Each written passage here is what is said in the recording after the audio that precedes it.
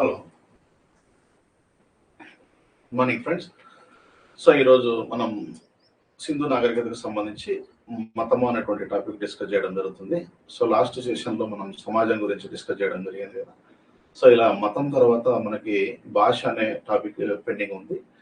భాష తర్వాత వచ్చేసి అర్బన్ సివిలైజేషన్, ఇది పట్టణ నాగరికత. సో ఆ పట్టణ నాగరికతలో లభించేటువంటి ముఖ్య అంశాలు ఏంటి, ఓకేనా. సో ఫైనల్గా సింధు నాగరికతకు సంబంధించిన మోస్ట్ ఇంపార్టెంట్ స్థావరాలు, సో సైట్స్ ఉంటాయి కదా, ఆ సైట్స్ చూసుకుంటే అక్కడికి మనకి ఇండస్ వ్యాలీ సివిలైజేషన్ అనేటువంటి టాపిక్ కంప్లీట్ చేయడం జరుగుతుంది, ఓకేనా. సో ఇప్పుడు మతం అనేటువంటి టాపిక్ చూసినప్పుడు మనకి ఏమేమి టాపిక్స్ ఇక్కడ కవర్ అవుతాయి చూడండి ఒకసారి. సో ఇక్కడ పరిచయం, ఓకేనా. అంటే ఇక్కడ పరిచయం అనేటువంటి టాపిక్ లో సింధు నాగరికత ప్రజలు ఎవరైతే ఉన్నారో, సింధు ప్రజలకు సంబంధించినటువంటి మతానికి సంబంధించిన ఆధారాలు ఏమున్నాయి అనేది ఇక్కడ డిస్కస్ చేస్తాం, అంతే, ఇంకేం లేదు అక్కడ. సో ఇంట్రడక్షన్ అంటే, ఓకేనా, సింధు నాగరికతకు సంబంధించినటువంటి ఆ ప్రజలు వాళ్ళు పూజించేటువంటి ఆరాధన విధానాలు ఎలా వెలుగులోకి వచ్చాయి అనే దాన్ని బేస్ చేసుకొని, ఓకేనా, సోర్సెస్ ఏ సోర్స్ ఆధారంగా చేసుకొని ఈ సింధు ప్రజల యొక్క మత పరిస్థితులను తెలుసుకోగలుగుతున్నావు అనేది మనకి ఇక్కడ ఇంపార్టెంట్, ఓకేనా.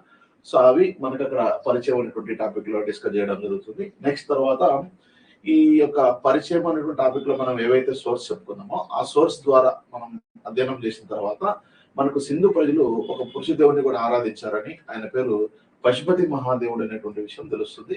ఆ పశుపతి మహాదేవుని యొక్క ఆధారాలు మనకు ఎక్కడ లభించాయి ఏంటి, సో అవన్నీ కూడా మనం పశుపతి మహాదేవుని దగ్గర నేర్చుకుంటాం, ఓకేనా. సో నెక్స్ట్ శ్రీ దేవత కూడా, పురుష దేవతను ఎలా ఆరాధించారో శ్రీ దేవతను కూడా ఆరాధించారు, ఓకేనా. ప్రస్తుతం మనం కూడా ఏం చేస్తున్నాం, అనేకమైనటువంటి పురుష దేవతలను, అనేకమైనటువంటి స్త్రీ దేవతలను ఆరాధిస్తున్నాం. కానీ సింధు ప్రజలు ఒక పురుష దేవతను, ఒక స్త్రీ దేవతను ఆరాధించడం జరిగింది. స్త్రీ దేవత పేరేమో అమ్మ తల్లి అన్నాం, పురుష దేవత పేరేమో పశుపతి మహాదేవుడు లేదా ప్రోటో శివ అని పిలుస్తాం అనమాట, ఓకేనా, ప్రోటో శివ. నెక్స్ట్ తర్వాత పురుష దేవతను ఆరాధించారు, స్త్రీ దేవతను ఆరాధించారు, అలాగే వృక్షాలను ఆరాధించారు, ఓకేనా. ఏ వృక్షాలను ఆరాధించారు అనేది మనం చూస్తాం, ఓకేనా. జంతువుల ఆరాధన అంటే జంతువులను కూడా ఆరాధించడం జరిగింది అనమాట. సో కాబట్టి నెక్స్ట్ తర్వాత పక్షులను కూడా ఆరాధించారు, అంటే ఇవన్నీ కూడా ప్రకృతిని ఆరాధించినట్టు లెక్క, ఓకేనా. జంతువులను, వృక్షాలను, పక్షులను ఇలా అన్ని ఆరాధిస్తున్నారంటే వీళ్ళు ప్రకృతిని ఎక్కువగా ప్రేమించినట్టు తెలుస్తా ఉంది. నెక్స్ట్ తర్వాత లింగారాధన అంటే స్త్రీలింగం, పురుషలింగాలను వీళ్ళు ఆరాధించడం ప్రారంభించారు అనమాట, ఓకేనా. నెక్స్ట్ తర్వాత వచ్చేసి సూర్యుని కూడా ఆరాధించారు. మనం ఇప్పుడు కూడా ప్రజెంట్ ఇప్పుడు కూడా మనం సూర్యుని ఆరాధిస్తారు అక్కడక్కడ, ఓకేనా. అక్కడక్కడ ప్రజలు కొంతమంది సూర్యుని ఆరాధిస్తూ ఉంటారు, సూర్య నమస్కారం చేస్తూ ఉంటారు కదా, అంటే సూర్య ఆరాధన ఇప్పటికి ఉన్నట్టే కదా. ఈ సూర్యుని కోసం అనేక మంది, కొంతమంది రాజులు ఏం చేశారు, కొన్ని టెంపుల్స్ కట్టించడం జరిగింది. మనకు మార్తాండ దేవాలయం కావచ్చు, కొనార్క్ సూర్య దేవాలయం కావచ్చు, ఓకేనా, అరసవెల్లి సూర్యనారాయణ టెంపుల్ కావచ్చు, ఓకేనా. సో తమిళనాడులో కంచిలో కైలాసనాథ దేవాలయం కావచ్చు, ఇవన్నీ కూడా సూర్య దేవాలయం. ఇవి తర్వాత కాలంలో రాజులు కట్టించినటువంటి టెంపుల్స్. కానీ ఈ సూర్యుని యొక్క ఆరాధన అనేది ఎప్పుడు స్టార్ట్ అయిందంటే సింధు నాగరికత కాలంలోనే స్టార్ట్ అయినట్టుగా తెలుస్తా ఉంది. స్వస్తిక్ గుర్తులను కూడా ఆరాధించడం మొదలు పెట్టారు అన్నమాట సింధు ప్రజలు. అంతేకాకుండా కొన్ని యొక్క ముద్రికల మీద, ఓకేనా, ఈ కొన్ని ముద్రికల మీద ఏం చేస్తారంటే ఒక బొమ్మ, ఎద్దు బొమ్మ ఉంటుంది. ఆ ఎద్దు బొమ్మకు ఎదురుగానే ఒక స్త్రీ, ఓకేనా, నాట్యం చేస్తూ ఉంటుంది అనమాట. అది మతానికి సంబంధం, మతపరమైనటువంటి నాట్యం అయి ఉండొచ్చు అనేది కొంతమంది చరిత్రకారులు భావించడం జరిగింది అనమాట. ఆ మత సంబంధ నాట్యానికి సంబంధించిన ఆధారాలు ఎక్కడ దొరికాయని చూస్తాం. నెక్స్ట్ తర్వాత ముక్కుబడులను ఉద్దేశించి కొన్ని బొమ్మలను తయారు చేయడం జరిగింది అనమాట. ఇప్పుడు మనం కొన్ని విగ్రహాలను పెట్టుకొని దాన్ని పూజిస్తూ ఉంటాం కదా, ఓకేనా. అలా కొన్ని విగ్రహాలను, బొమ్మలను, ఓకేనా, బొమ్మలను తయారు చేసి వాటిని ముక్కుబడుల కోసం వాటిని తయారు చేసినట్టు తెలుస్తా ఉంది. అవి ఏంటో చూద్దాం. నెక్స్ట్ యజ్ఞవేదికలు, యజ్ఞ హోమాలు కానీ, యజ్ఞాలు కానీ, తాయెత్తులు ఇలాంటివన్నీ కూడా సో మతానికి సంబంధించిన అంశాలే కాబట్టి యజ్ఞవేదికలకు సంబంధించినటువంటి ఆధారాలు ఎక్కడ దొరికాయి అనేటువంటి విషయం మనం ఇక్కడ డిస్కస్ చేస్తాం. నెక్స్ట్ తర్వాత సమాధులు, ఒక్కొక్క మతంలో ఒక్కొక్క రకమైనటువంటి సమాధులు కనిపిస్తాయి కాబట్టి సమాధులు కూడా మతపరమైన అంశాలుగానే మనం భావిస్తాం అనమాట. నెక్స్ట్ తర్వాత ఫైనల్ గా మానవ బలులు, అంటే మనిషిని బలి ఇచ్చేటువంటి సాంప్రదాయం సింధు నాగరికత కాలంలో ఉందా లేదా అనేది మనం ఇక్కడ డిస్కస్ చేస్తాం, ఓకేనా. సో కాబట్టి ఇక్కడ మీకు సింధు నాగరికతకు సంబంధించినటువంటి ప్రజల యొక్క మత పరిస్థితులు మనం చదివేటప్పుడు వాళ్ళు ఎటువంటి పురుష దేవుడిని ఆరాధించారు, ఎటువంటి స్త్రీ దేవతను ఆరాధించారు, వాళ్ళు పూజించినటువంటి పక్షి ఏంటి, వాళ్ళు పూజించినటువంటి వృక్షాలు ఏమైనా ఉన్నాయా, పక్షులు ఏమైనా ఉన్నాయా, జంతువులు ఏమైనా ఉన్నాయా. సో ఇక్కడ లింగారాధన మనం ఇప్పటికి ప్రస్తుతం చేస్తున్నాం, ఓకేనా. పురుష లింగాలను ఆరాధించడం, స్త్రీ లింగాలను ఆరాధించడం చేస్తున్నాం కదా. ఇలాంటి ఆరాధన విధానం అనేది ప్రధానంగా మనకు హిందూ మతంలో కనిపిస్తుంది. ఇలాంటి ఆరాధన విధానం అనేది ఎప్పటి నుంచి ఉంది వెలుగులో అంటే సింధు నాగరికత నుంచే ఉంది అనేది మనం తెలుసుకోవాలి. ఓకేనా. సూర్యుడి యొక్క ఆరాధన మనం ప్రస్తుతం చేస్తున్నాం. అప్పట్లో కూడా సింధు నాగరికత కాలం నుంచే ఇక్కడ సూర్యుడిని ఆరాధించడం అనేది ప్రారంభించడం జరిగింది. దానికి సంబంధించిన ఆధారాలు, స్వస్తిక్ గుర్తులకు సంబంధించిన ఆధారాలు, స్వస్తిక్ గుర్తును కూడా ఆరాధించినట్టు తెలుస్తా ఉంది. ఫైనల్ గా మత సంబంధమైన నాట్యాలు ఉన్నాయి. ఓకేనా. మొక్కుబడిలో ఉద్దేశించి కొన్ని బొమ్మలను కూడా తయారు చేయడం జరిగింది. అనేకమైనటువంటి యజ్ఞయాదికలు కూడా మనకు బయలుపడడం జరిగింది. సమాధులు దొరికాయి. ఓకేనా. మానవ బలులు కూడా మనకు జరిగినట్లుగా కొన్ని ఆధారాలు లభిస్తున్నాయి. వీటన్నిటిని ఒక 14 టాపిక్స్ ఉన్నాయి ఇక్కడ మీకు. ఓకేనా. ఇవన్నీ కూడా మీరు చదువుకున్నట్లయితే మాక్సిమం మతపరమైనటువంటి అంశాలు మీకు కవర్ అయినట్టే అనమాట. ఓకేనా. ఇక్కడ సింధు నాగరికతకు సంబంధించి మత పరిస్థితుల గురించి చర్చించండి అని చెప్పేసి గ్రూప్ 1 లో కూడా దీని మీద ఒక ఎస్సే కూడా ఇచ్చే అవకాశం ఉంటుంది. ఓకేనా. సో నేను విడగొట్టి నీట్ గా 14 టాపిక్లుగా ఇవ్వడం జరిగింది. దీన్ని మీరు ఎస్సేను రెడీ చేసుకుంటారు అనమాట. ఓకేనా. ఇది గ్రూప్ 1 పాయింట్ ఆఫ్ లో మనం తీసుకోవచ్చు. ఇక్కడ వచ్చి ఒక క్వశ్చన్ ఎక్స్పెక్ట్ చేయొచ్చు. ఓకేనా. మీకు లాస్ట్ సెషన్ లో చెప్పినటువంటి సమాజం మీద కూడా ఒక క్వశ్చన్ రావచ్చు. దానికంటే ముందు చెప్పినటువంటి ఆర్థిక వ్యవస్థలో కూడా క్వశ్చన్ రావచ్చు. ఓకేనా. సింధు నాగరికతకు సంబంధించిన ఆర్థిక పరిస్థితులను చర్చించండి. సింధు నాగరికతకు సంబంధించినటువంటి మత పరిస్థితులను చర్చించండి. సింధు నాగరికతకు సంబంధించిన సామాజిక పరిస్థితులను మనం చూడొచ్చు. సింధు నాగరికతకు కనిపించేటువంటి అర్బన్ సివిలైజేషన్ ఉంది కదా, ఆ పట్టణాల నగర నిర్మాణం గురించి చర్చించండి. అసలు సింధు నాగరికతకు సంబంధించిన పతనానికి దారితీసిన పరిస్థితులు ఏంటివి, ఇవన్నీ కూడా గ్రూప్ 1 లో మనకు ఎస్ఎస్ గా వచ్చే అవకాశం ఉన్నటువంటి ఏరియాలు అనమాట. ఓకేనా. అదే మీకు ఫస్ట్ చెప్పాను చూడండి, ఏదైతే మనకు విస్తీర్ణం ఆ ఏరియాలో మనకు సిలబస్ లో రాదన్నమాట. అక్కడి నుంచి మనకు క్వశ్చన్ వచ్చే అవకాశం ఉండదు. కానీ మీకు ఆర్థిక వ్యవస్థ దగ్గర నుంచి, ఓకే, ఆర్థిక వ్యవస్థ, సమాజము, మతము, నెక్స్ట్ తర్వాత వచ్చేసి పట్టణ నాగరికతకు సంబంధించిన అంశాలు, నెక్స్ట్ పతనానికి కారణాలు, వీటన్నిటి మీద మనం 5 రకాల క్వశ్చన్లు మనం ఇక్కడ తయారు చేసుకోవచ్చు. ఓకేనా. ఈ 5 రకాలుగా ఒక క్వశ్చన్ అడగచ్చు అనమాట. ఇది గ్రూప్ 1 లో తీసుకుంటే. మనం ఇప్పుడు గ్రూప్ 2 చెప్తున్నాం కాబట్టి ఈ గ్రూప్ 2 పాయింట్ ఆఫ్ లో మతం అనేటువంటి అంశం తీసుకున్నప్పుడు మతంలో ఈ టాపిక్స్ మనం చదవాలి అనేది మనం చూసుకోవాలి. ఓకేనా. సో ఫస్ట్ పరిచయం అనేటువంటి టాపిక్ చూద్దాం. ఓకేనా. పరిచయం.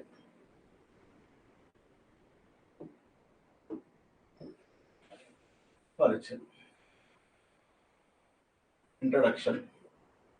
ఈ పరిచయంలో ఏం చెప్తామంటే సింధు నాగరికత ప్రజల మత చరిత్రకు ప్రధాన ఆధారాలు అంటాం. ఓకేనా. మత చరిత్రకు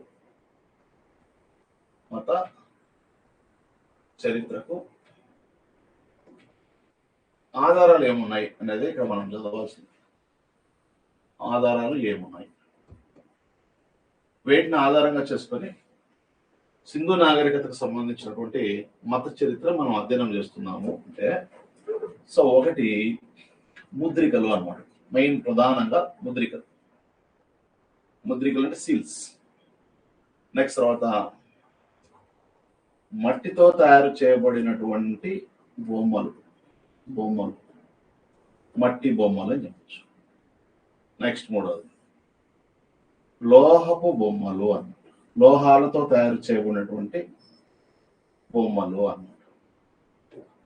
నెక్స్ట్ తర్వాత యజ్ఞ వేదికలు అన్నమాట. యజ్ఞ వేదికలు అంటే యజ్ఞాలు అని అర్థం. నెక్స్ట్ తర్వాత హోమాలు అన్నమాట. నెక్స్ట్ తాయెత్తులు అన్నమాట. నెక్స్ట్ సెవెంత్ వన్ తాయెత్తులు. నెక్స్ట్ తర్వాత సమాధులు కూడా తీసుకోవచ్చు. సమాధులు. నెక్స్ట్ 8th వన్ వివిధ కళాకృతులు అన్నమాట. బొమ్మలు అని చెప్పవచ్చు. వివిధ రకాల కళాకృతులు, బొమ్మలు అని చెప్పవచ్చు అన్నమాట. ఓకేనా. నెక్స్ట్ తర్వాత కొన్ని 9వది ఏంటంటే నిర్మాణ అవశేషాలు.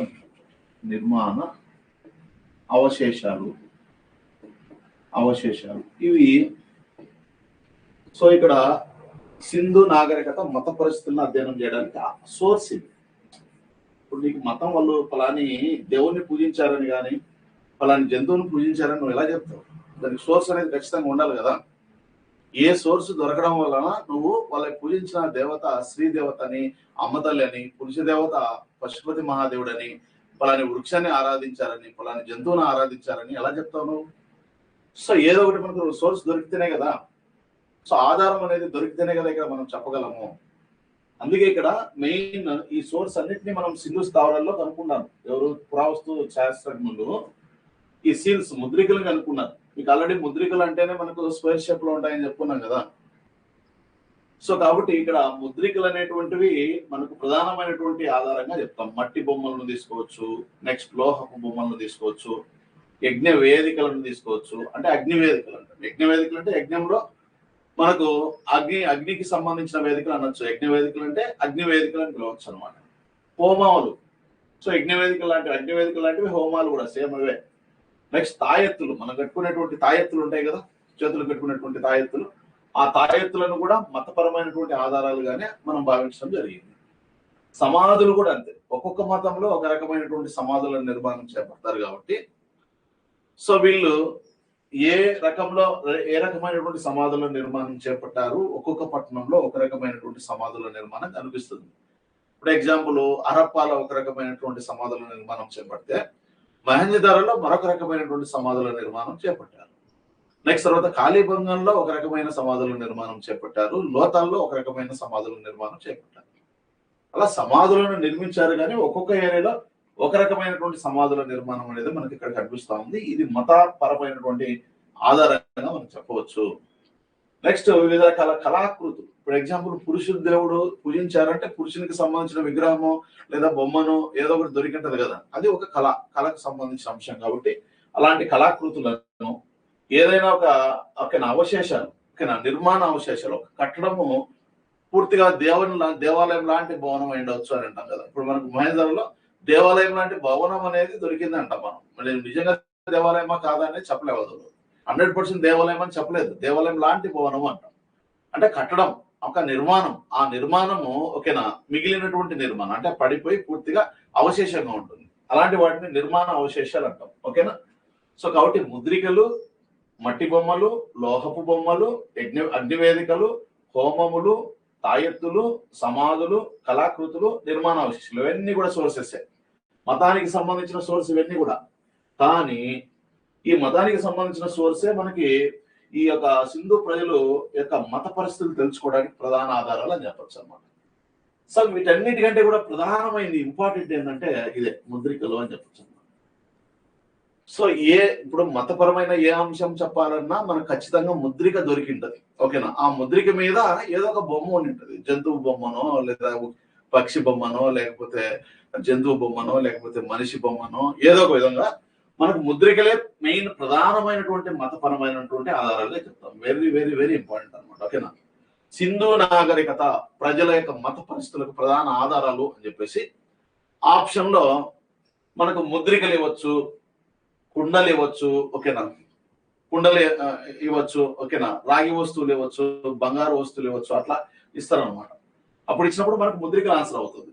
అలా కాకుండా సో సింధు నాగరికత మత పరిస్థితులకు ప్రధాన ఆధారాలు అని చెప్పేసి ముద్రికలు, మట్టి బొమ్మలు, లోహపు బొమ్మలు, అగ్నివేదికలు అంటే సో ఇట్లా 1, 2 కరెక్ట్, లేదా 2, 3 కరెక్ట్ అని వచ్చేసి పైవన్నీ కరెక్ట్ అని చెప్పేసి ఇస్తారు. సో అప్పుడు అన్ని కూడా కరెక్ట్ అవుతాయి. ఓకేనా. సో కాబట్టి ఇక్కడ మెయిన్ ఇంపార్టెంట్ ఏంటంటే ముద్రికలు అనేది గుర్తుపెట్టుకోండి. ముద్రికలు చాలా చాలా ఇంపార్టెంట్. ముద్రికలు, వీటిని మనం సీల్స్ అంటాం. ఓకేనా. సీల్స్. ఓకేనా. ముద్రికలు అనమాట. ముద్రికలు అనేవి ఏ షేప్ లో ఉన్నాయని చెప్పుకున్నాం మనం. మామూలుగా ముద్రికలు అనేది ఏ షేప్ లో ఉంటాయి? చతురస్రాకారంలో ఉంటాయి. చతురస్రాకారంలో ఉంటాయి. ఈ ముద్రికలు ఏ శిలతో తయారు చేయబడి ఉన్నాయి అంటే స్టియటైట్ అనేటువంటి శిలతో తయారు చేయడం జరిగింది. మరి స్టియటైట్ అనేటువంటి శిల భారతదేశంలో, అది సప్త సింధు ప్రాంతంలో తక్కువగా లభిస్తుంది కదా. మరి స్టియటైట్ అనేటువంటి శిలను ఎక్కడి నుంచి దిగుమతి చేసుకున్నారు అనేది మనకు ఆర్థిక పరిస్థితుల దగ్గర చెప్పుకున్నాను నేను. సో స్టియటైట్ అనేటువంటి శిలను ఇరాన్ ప్రాంతం నుంచి దిగుమతి చేసుకోవడం జరిగింది అని చెప్పేసి. సో కాబట్టి ముద్రికలు అనేవి ఎప్పుడైనా గుర్తుపెట్టుకోండి, చతురస్రాకారపు షేప్ లో ఉంటాయి, అంటే స్క్వేర్ షేప్ లో ఉంటాయి అనేది గుర్తుపెట్టుకోండి. కానీ స్తూపాకారంలో ఉన్నటువంటి ముద్రికలు కూడా దొరుకుతాయి అనమాట. స్తూపాకారపు ముద్రిక ఒకే ఒకటి దొరుకుతుంది. అదే ఇక్కడ ఇంపార్టెంట్. అంటే ఎక్కువ సంఖ్యలో మనకు చతురస్రాకారపు ముద్రికలు దొరికితే ఒకే ఒక స్తూపాకారపు ముద్రిక దొరుకుతుంది. ఓకేనా. సో అది ఎక్కడంటే కాళీబంగన్ అని చెప్పచ్చు అనమాట. కాళీబంగన్. ఈ కాళీబంగన్ అనేటువంటి ప్రాంతంలో ఓకేనా ఒక ముద్రిక దొరుకుతుంది. అది ఎలా ఉంటుందంటే స్తూపం. ఓకేనా. స్తూపము స్తూపమును పోలినటువంటి ఆకృతిని కలిగి ఉంటుంది అన్నమాట. స్తూపాకారపు ముద్రిక ఉంటుంది. ఈ ముద్రిక మీద ఒక స్త్రీ బొమ్మ ఉంటుంది. కానీ ఆ స్త్రీ బొమ్మ ఎలా ఉందంటే పులి శరీరాకృతిని కలిగి ఉంటుంది అనమాట. పులి, ఓకేనా, అంటే మొత్తం స్త్రీ బొమ్మ మొత్తం కూడా, కానీ తల దేన్ని పోలి ఉంటుందంటే, సో ఇక్కడ పులి బొమ్మ, పులి తల ఉంటుంది అనమాట. అంటే పులి శరీరాకృతిని పోలినటువంటి ఒక స్త్రీ దేవత బొమ్మ కలిగినటువంటి స్తూపాకారపు ముద్రిక ఎక్కడ దొరికిందంటే Kalibangan. Very very important site ఇది, ఓకేనా. కాళీబంగన్లో ఒక ముద్రిక దొరికింది, అది స్తూపాకారంలో ఉంది, ఓకేనా. ఈ ముద్రిక మీద ఒక స్త్రీ దేవత స్త్రీ యొక్క బొమ్మ ఉంది.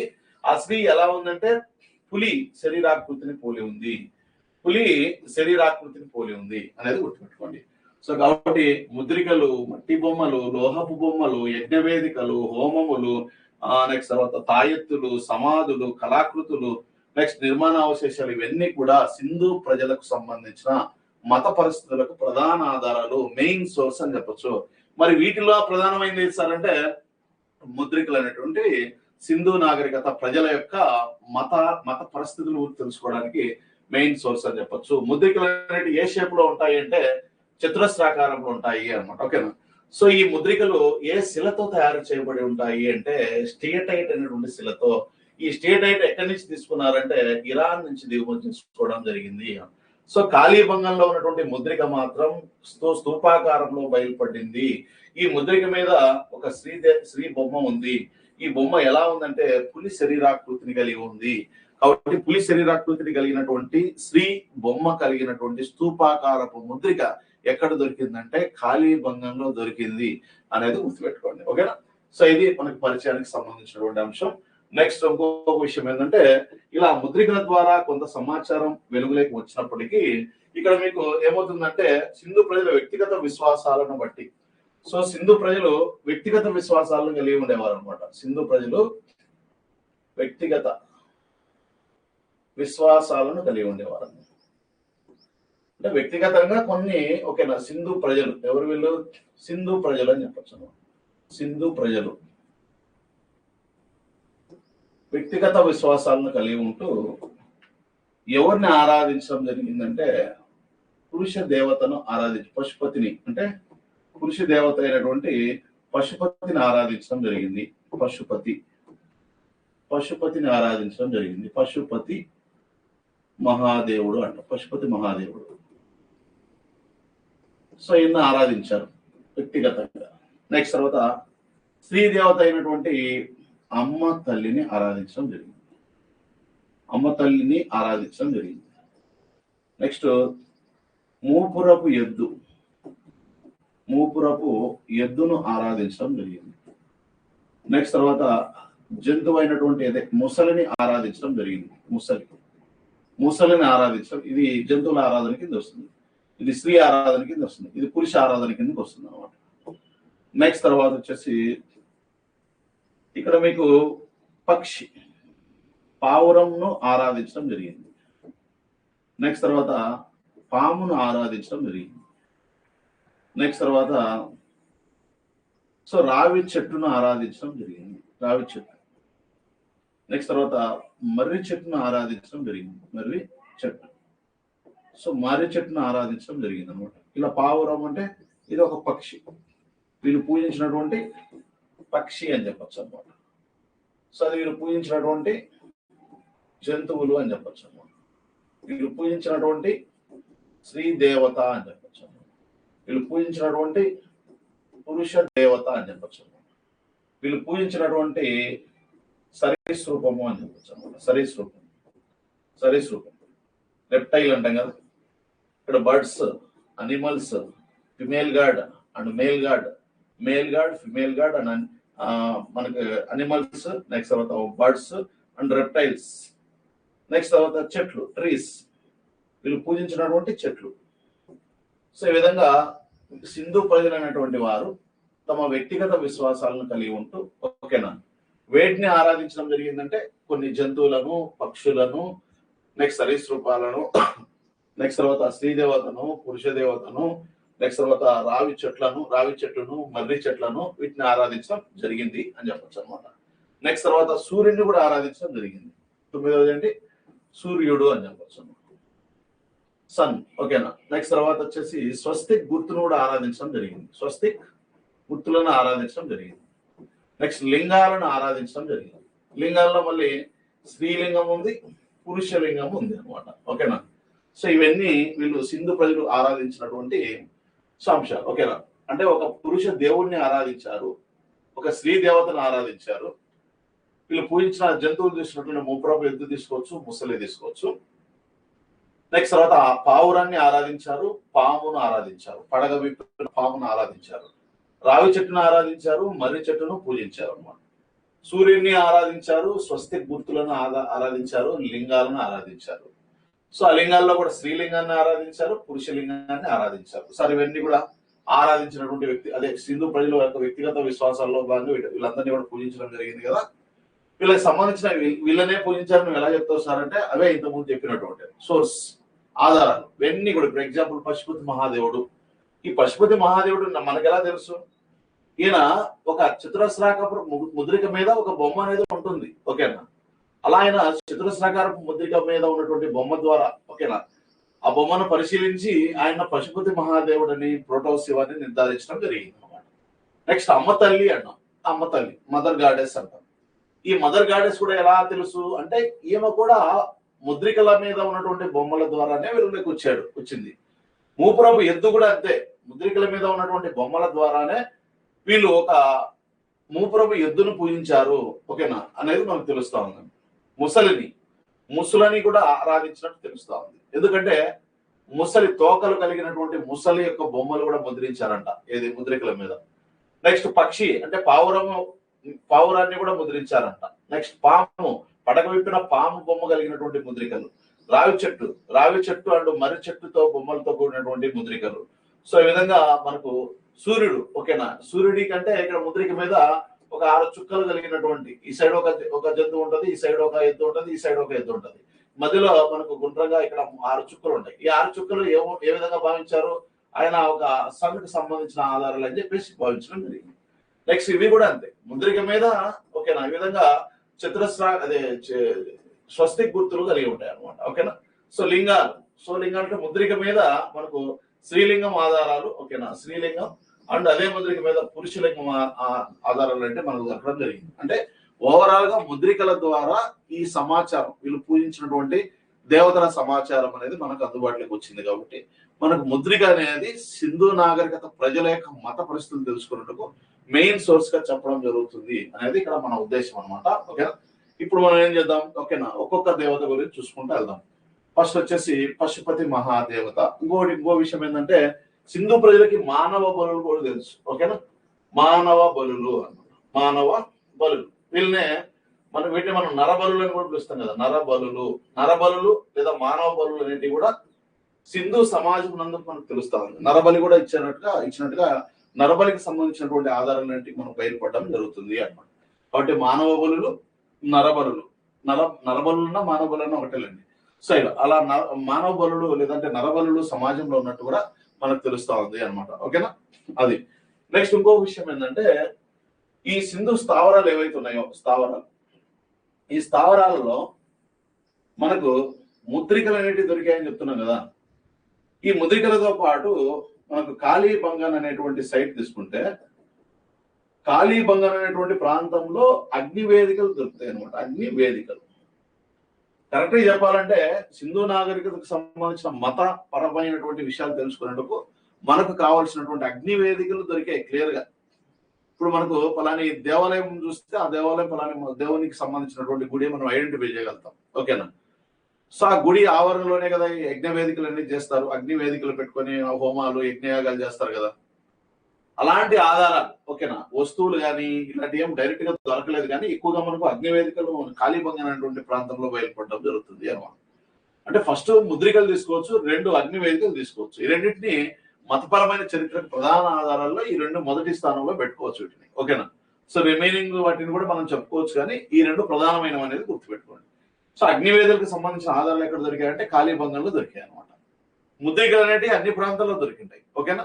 సో అన్ని స్థావరాల్లో ముద్రికలకు సంబంధించిన ఆధారాలు దొరికాయి, కానీ తాళీబంగంలో మాత్రమే అగ్నివేదికకి సంబంధించినటువంటి ఆధారాలు దొరికాయి అని చెప్పేసి గుర్తుపెట్టుకోవాలి మీరు. ఓకేనా?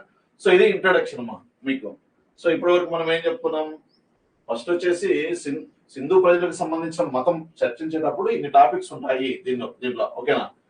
పరిచయం ఇవన్నీ కూడా చెప్పుకోవాలి అని చెప్పుకున్నాం కదా. ఓకేనా? ఇప్పుడు ఈ పరిచయంలో మనకి ఏం కవర్ అయింది చూడండి. ఇక్కడ సింధు నాగరికత ప్రజల యొక్క మత పరిస్థితులకు ఆధారాలు సోర్స్ ఏమున్నాయో చెప్పుకున్నాం. ఇక్కడ నుంచి మనకు దీని మీద క్వశ్చన్ రావచ్చు. ఓకేనా? బిట్ రావచ్చు. రెండవది సో ఏమున్నాయి? యజ్ఞవేదిక లేదా అగ్నివేదిక, ఇది రెండవ ఇంపార్టెంట్ క్వశ్చన్ అన్నమాట. ఓకేనా?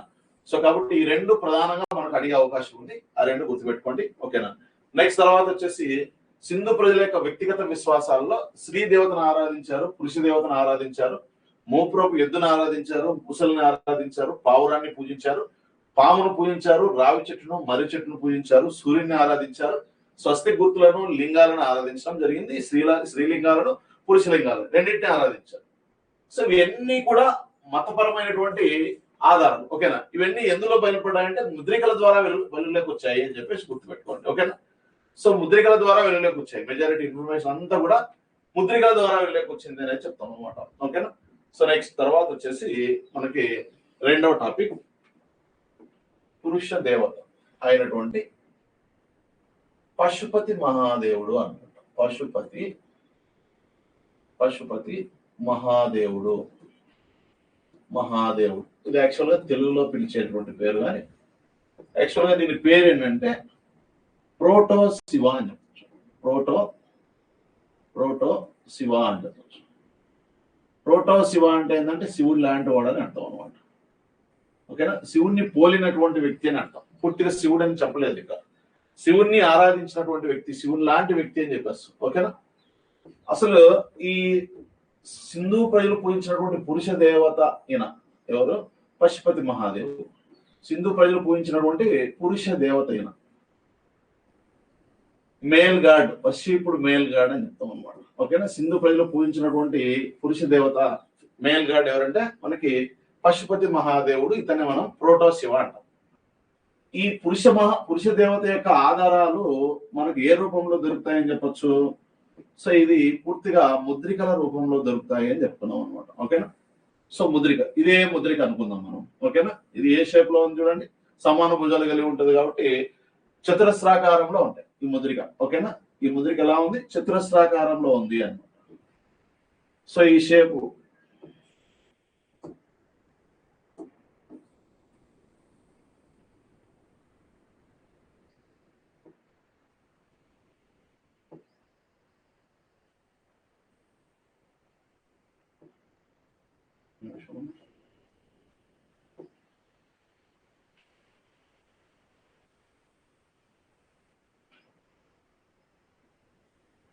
ఇది ముద్రిక మనకి. ఓకేనా? ఇలా చతురస్రాకారంలో ఉంది. ఏ ముద్రిక? పశుపతి మహాదేవుని ముద్రిక. ఈ ముద్రిక మీద ఒక వ్యక్తి ఇలా పద్మాసనం వేసుకుని కూర్చున్నాడు. ఇలా ఏమున్నాడు కానీ మీరు జస్ట్ ఊహించుకోండి అంతే. ఓకేనా? సో నెక్స్ట్ ఇక్కడ వచ్చేసి మనకి ఇలా 3 తలలు కలిగి ఉన్నాడు. ఓకేనా? 3 తలలు కలిగి ఉన్నాడు. ఇలా 3 తలలు కలిగి ఉన్నాడు. సో పైన వచ్చేసి మనకి 2 కొమ్ములు ఉన్నాయి ఇట్లా. ఓకేనా? సో 2 కొమ్ములు ఉన్నాయని గుర్తుపెట్టుకోండి. ఇక్కడ ఒక అనిమల్ ఉంది, ఇక్కడ ఒక అనిమల్ ఉంది, ఇక్కడ ఒక అనిమల్ ఉంది, ఇక్కడ ఒక అనిమల్ ఉంది. నెక్స్ట్ తర్వాత ఇక్కడ 2 జింకలు ఉన్నాయి. ఓకేనా? సో ఇక్కడ మనకి ఇలా ఏమవుతుందంటే శాసనం అనేది ఉంది ఇక్కడ. ఓకేనా? ఎన్ని అక్షరాలు అంటే మొత్తం 7 అక్షరాల శాసనం ఉంది అనమాట. సో మొత్తం 7 అక్షరాల శాసనం ఉంది. సో ఇది 1 లెటర్ అనుకుంటే 1 2 3 4. ఓకేనా? 4 5 6 7 అంటే 7 అక్షరాల శాసనం ఉంది అనమాట. ఓకేనా? సో ఇలా మనకి దేవతా బొమ్మ కలిగినటువంటి దీన్ని ఏమంటున్నాం? యాక్చువల్గా చతురస్రాకారపు ముద్రిక అంటున్నాం చూడండి. దీన్ని ఏమంటున్నాం? ఇది ఎప్పుడు కనుక్కున్నారంటే 1922వ సంవత్సరంలో కనుక్కున్నారు దీన్ని, ఈ ముద్రికలు. ఈ ముద్రికలు కనుగొనడం వల్లనే వీళ్ళు పూజించినటువంటి పురుష దేవత మనకి పశుపతి మహాదేవుడు అని తెలిసింది. 1922లో ఎవరంటే సర్ జాన్ మార్షల్ అన్నమాట.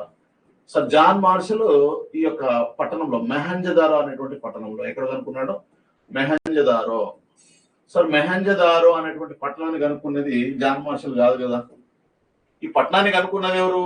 ఆర్డి బెనర్జీ యాక్చువల్ గా కనుక్కున్నది. ఆర్డి బెనర్జీ కనుక్కుంటాడు ఈ పట్టణాన్ని. కానీ ఈ ఆర్డి బెనర్జీ ఎవరి యొక్క ఆధ్వర్యంలో పనిచేశాడు? సర్ జాన్ మార్షల్ ఆధ్వర్యంలోనే. కాబట్టి ఆర్డి బెనర్జీని కలవడానికి మెహంజదారో అనేటువంటి పట్టణానికి వెళ్ళగా 1922వ సంవత్సరంలో ఓకేనా 1922లో సర్ జాన్ మార్షల్ ఆర్డి బెనర్జీని కలవడానికి వెళ్తే ఆ మెహంజదారో అనేటువంటి ప్రాంతంలో ఒక ముద్రిక దొరికింది.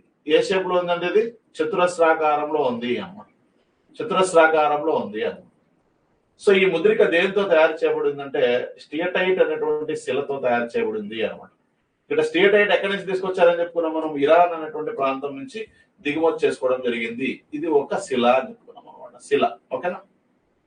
నెక్స్ట్ తర్వాత ఈ ముద్రికను బాగా అబ్జర్వ్ చేస్తే ఒక వ్యక్తి, అంటే ఈ ముద్రిక మీద ఏం బొమ్మ ఉంది? మనిషి బొమ్మ ఉంది. ఫస్ట్ మనిషి బొమ్మను గుర్తించడం జరిగింది అనమాట. ఈ మనిషి బొమ్మ ఓకేనా ఎలా ఉన్నాడంటే పైన ఈ మనిషి యొక్క తలపాగం చూసినట్టయితే తలపై ఓకేనా 2 గేదె కొమ్ములు ఉన్నాయి అనమాట. గేదె కొమ్ములు ఉన్నాయి. ఎన్ని గేదె కొమ్ములు? 2 గేదె కొమ్ములు ఉన్నాయి అనమాట. సో గేదెకి ఏ విధంగా అయితే కొమ్ములు ఉంటాయి అలాంటి 2 కొమ్ములు ఉన్నాయి ఇక్కడ. ఓకేనా? సో కాబట్టి 2 గేదె కొమ్ములు కలిగి ఉన్నాయి. ఎవరు ఉన్నాడు? ఇక ఈ మనిషి బొమ్మ అనేది చూస్తే ఆ మనిషి యొక్క తలపై భాగంలో 2 గేదె కొమ్ములు కలిగి ఉన్నాడు. ఈ మనిషి యొక్క తల గమనిస్తే ఈ తలలో ఎన్ని ఉన్నాయి? 3 తలలు ఉన్నాయి అనమాట. ఓకేనా? 3 తలలను కలిగి ఉన్నాడు ఈయన. సో కాబట్టి 3 తలలు కలిగినటువంటి మనిషి ఉన్నాడు ఇక్కడ. ఈ నుదుట మీద ఓకేనా నుదుటపై సో ఏముంది? త్రిశూలం గుర్తుంది అనమాట. త్రిశూలం గుర్తు. ఓకేనా? త్రిశూలం గుర్తు అనేది ఉంది అనమాట. సో కాబట్టి నుదుట మీద త్రిశూలం గుర్తుంది. 3 తలలు కలిగి ఉన్నాడు. అంటే త్రిముఖ రూపాన్ని కలిగి ఉన్నాడు. సో మొత్తం వ్యక్తి ఎలా ఉన్నాడంటే యోగా ముద్రలో ఉన్నాడు అని చెప్పొచ్చు. యోగా ముద్ర లేదా ధ్యాన ముద్ర అని చెప్పొచ్చు అనమాట. ధ్యాన ముద్ర లేదా యోగా ముద్రలో మనిషి ఇట్లా పద్మాసనం వేసుకుని కూర్చున్నాడు. ఓకేనా? అతని తల 3 తలలను కలిగి ఉన్నాడు. నెక్స్ట్ తర్వాత నుదుటి మీద త్రిశూలం గుర్తుంది. నెక్స్ట్ తర్వాత పైన తలకు మాత్రం 2 గేదె కొమ్ములు ఉన్నాయి. 3 తలలు కలిగి ఉన్నాడు. నుదుటి మీద త్రిశూలం గుర్తులు కలిగి ఉన్నాడు. సో నెక్స్ట్ తర్వాత వచ్చేసి ఇతని తల్లి పై భాగంలో ఈ ముద్రిక అంటే ఈ తలకు అంటే ఈ మనిషి యొక్క తలకు పై భాగంలో ముద్రిక పైన 7 అక్షరాల శాసనం ఉంది అన్నమాట. ఏముంది? సో 7 అక్షరాల శాసనం ఉందంట. ఓకేనా? 7 అక్షరాల శాసనం అనేది ఉంది అన్నమాట. నెక్స్ట్ తర్వాత ఇతని పాదాల వద్ద 2 జింకలు ఉన్నాయి అన్నమాట. ఏమున్నాయి? 2 జింకలు ఉన్నాయి. సో పాదాల వద్ద ఎన్ని జింకలు ఉన్నాయి? పాదాల వద్ద 2 జింకలు ఉన్నాయి అన్నమాట. 2 జింకలు. ఓకేనా? నెక్స్ట్ తర్వాత 4 కార్నర్స్ లో ఈ ముద్రిక యొక్క 4 కార్నర్స్ లో ఈడ ఏముందంటే బుల్. దీన్ని మనం కొన్ని బుక్స్ లో బుల్ అని ఎద్దని ఉంది. నెక్స్ట్ తర్వాత నీటి బర్రె అనే పేరుతో కూడా పిలుస్తాం అనమాట. సో కాబట్టి దున్నపోతు ఇక్కడ మనకు ఆవు ఉంటుందమ్మా. ఆవు అనేది ఫిమేల్ అయితే ఎద్దు అనేది మేల్ అవుతుంది అనమాట. ఎద్దు అనేది మేల్ అవుతుంది. అంతేగా? నెక్స్ట్ తర్వాత బర్రె అనేది ఏమవుతుంది? ఫిమేల్ అయితే దున్నపోతు అనేది మేల్ అవుతుంది అనమాట. అంతేగా? సో కాబట్టి ఎద్దు బుల్ అనమాట. ఓకేనా? సో ఇక్కడ మనకు దున్నపోతుని ఆంబోతు అని కూడా పిలుస్తాం అనమాట. సో ఇక్కడ బర్రె అంటే మనకు పాలిచ్చేటువంటి కదా, పాలిచ్చే జంతువు ఇది బర్రె.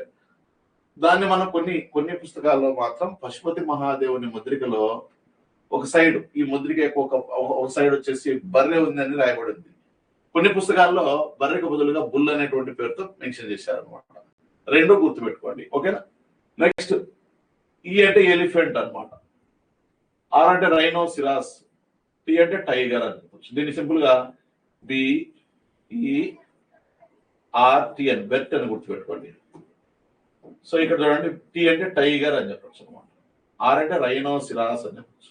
ఈ అంటే ఎలిఫెంట్ అని చెప్పచ్చు. బి అంటే బుల్ అని చెప్పచ్చు. ఓకేనా? లేదంటే బర్రె అని గుర్తుపెట్టుకోండి అంతే. ఓకేనా? సో ఈ విధంగా 4 రకాల జంతువులు ఉన్నాయన్నమాట. ఈ విధంగా మనకు పశుపతి మహాదేవుడు ఇదంతా కూడా ఇన్ని రకాల లక్షణాలను గమనించాడు. ఎవరు? Sir John Marshall. అందుకే సర్ జాన్ మార్షల్ ఇతన్ని ఏమని చెప్పాడంటే మనకి ఆ హిందూ మతంలో పూజించేటువంటి శివుడు ఉన్నాడు కదా, ఆ శివుని యొక్క తొలి రూపంగా భావించాడు ఇతన్ని. ఓకేనా? అంతేకాకుండా ఇతన్ని మనకు త్రిముఖ రూపాన్ని కలిగి ఉన్నాడు. ప్రధానంగా మనకు త్రిముఖ రూపాన్ని కలిగి ఉన్నాడు. త్రిముఖ రూపము అంటే సో మనిషి యొక్క మనిషి త్రిముఖ రూపాన్ని కలిగి ఉన్నాడు కాబట్టి సో నెక్స్ట్ అంతేకాకుండా యోగా ముద్రలో ఉన్నాడు. యోగా ముద్రలో ఉన్నాడు అన్నమాట. సో ఇక్కడ ధ్యానం చేస్తూ యోగా ముద్రలో ఉండడం అనేది ఒక అంశం అయితే ఓకేనా. నెక్స్ట్ తర్వాత వచ్చేసి ఇక్కడ యోగా ముద్రలో ఉన్నాడు కాబట్టి ఇతను ఏమనిపిస్తామంటే యోగేశ్వర మహాయోగి అనిపిస్తాం అనమాట.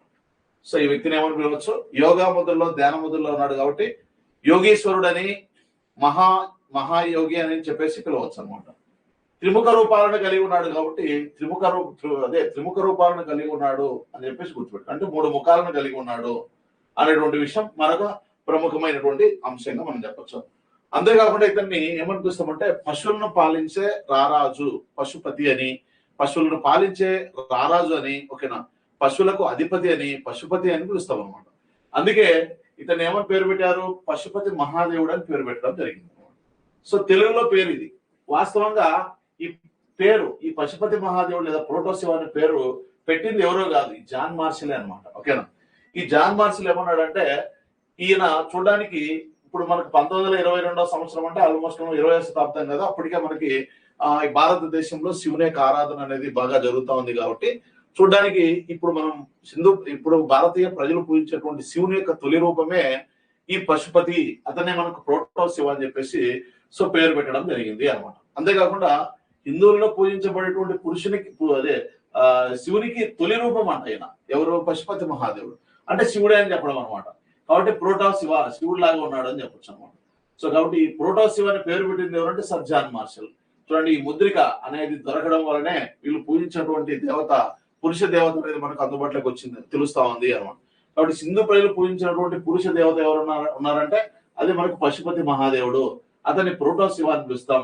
సో ఈ పురుష దేవత ఏ విధంగా వెలుగులోకి వచ్చిందంటే మహంజర్ అనేటువంటి పట్టణంలో సర్ జాన్ మార్షల్ అనేటువంటి వ్యక్తి 1922 సంవత్సరంలో ఈ ముద్రికను కనుగొనడం వల్లనే ఓకేనా సో వాళ్ళు పూజించినటువంటి పురుష దేవత పశుపతి మహాదేవుడు అని ప్రోటో శివ అని తెలిసింది. నెక్స్ట్ తర్వాత ఎప్పుడు కనుక్కున్నారు ఈ ముద్రికను అంటే 1922లో. ఎవరు కనుక్కున్నారు, సర్ జాన్ మార్షల్. ఎక్కడ కనుక్కున్నారంటే మహంజర్ అనేటువంటి పట్టణంలో. ఏ షేప్ లో ఉందంటే చతురస్రాకారంలో ఉంది. ఏ శిలతో నిర్మితమై ఉందంటే స్టేట్ అయినటువంటి శిలతో నిర్మితమై ఉంది. సో ఇక్కడ ఈ ముద్రిక మీద మనకు ఒక 4 అంటే మొత్తం 5 జంతువులు ఏంటి ఉన్నాయి, ఒకటి బుల్లు ఓకేనా, 2 ఎలిఫెంట్, నెక్స్ట్ పులి, ఖడ్గమృగం, ఈ 4 జంతువులతో పాటు జింక కూడా ఉంది అన్నమాట. ఇక్కడ 2 జింకలు ఉన్నాయి ఓకేనా, ఇవి ఒక్కొక్కటి ఉన్నాయి 2 జింకలు. మొత్తంగా ఎన్ని రకాల జంతువులు ఉన్నాయి, 5 రకాల జంతువులు అనమాట ఓకేనా. ఇంకా మనిషి కూడా ఒక రకమైన జంతువు చెప్పాలంటే. సో కాబట్టి ఈయన కూడా మొత్తం 6 రకాల బొమ్మలు మనకు కనిపిస్తున్నాయి అన్నమాట. దీంతో పాటు సింధు ప్రజలు వాడినటువంటి లిపి కూడా ఇక్కడ ప్రస్తావించబడింది అన్నమాట.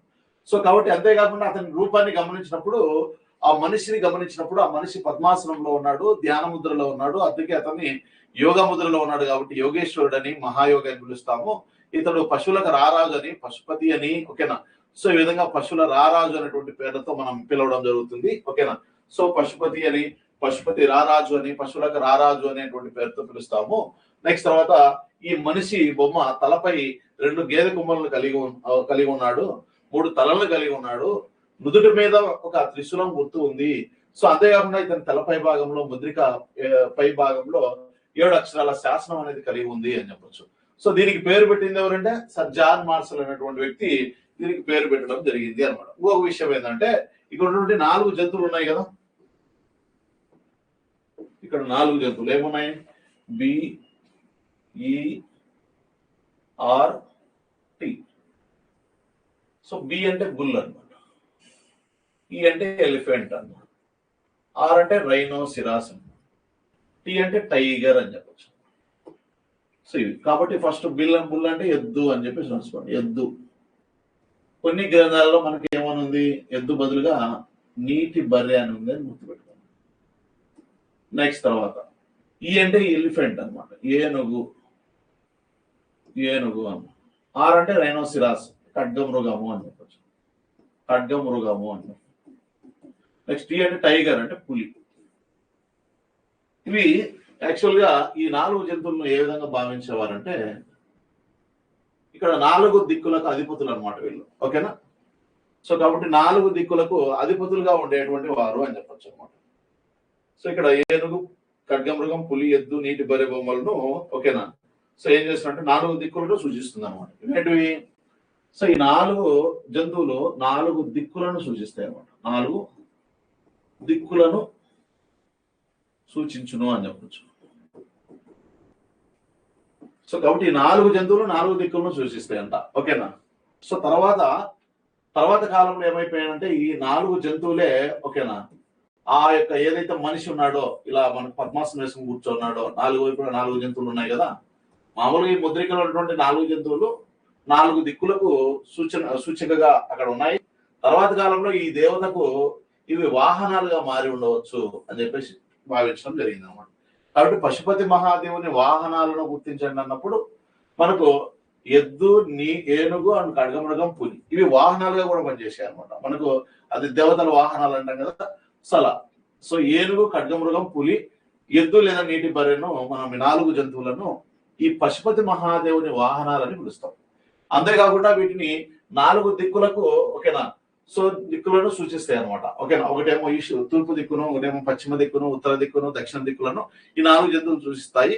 తర్వాత కాలంలో ఈ దేవునికి ఈ 4 దిక్కులకు అధిపతులుగా ఉన్నటువంటి ఈ 4 జంతువులే వాహనాలుగా మారి ఉండవచ్చు అని చెప్పేసి భావించడం జరిగింది అన్నమాట. ఇది సింధు ప్రజలు పూజించినటువంటి పురుష దేవత అని చెప్పచ్చు అనమాట. ఓకేనా.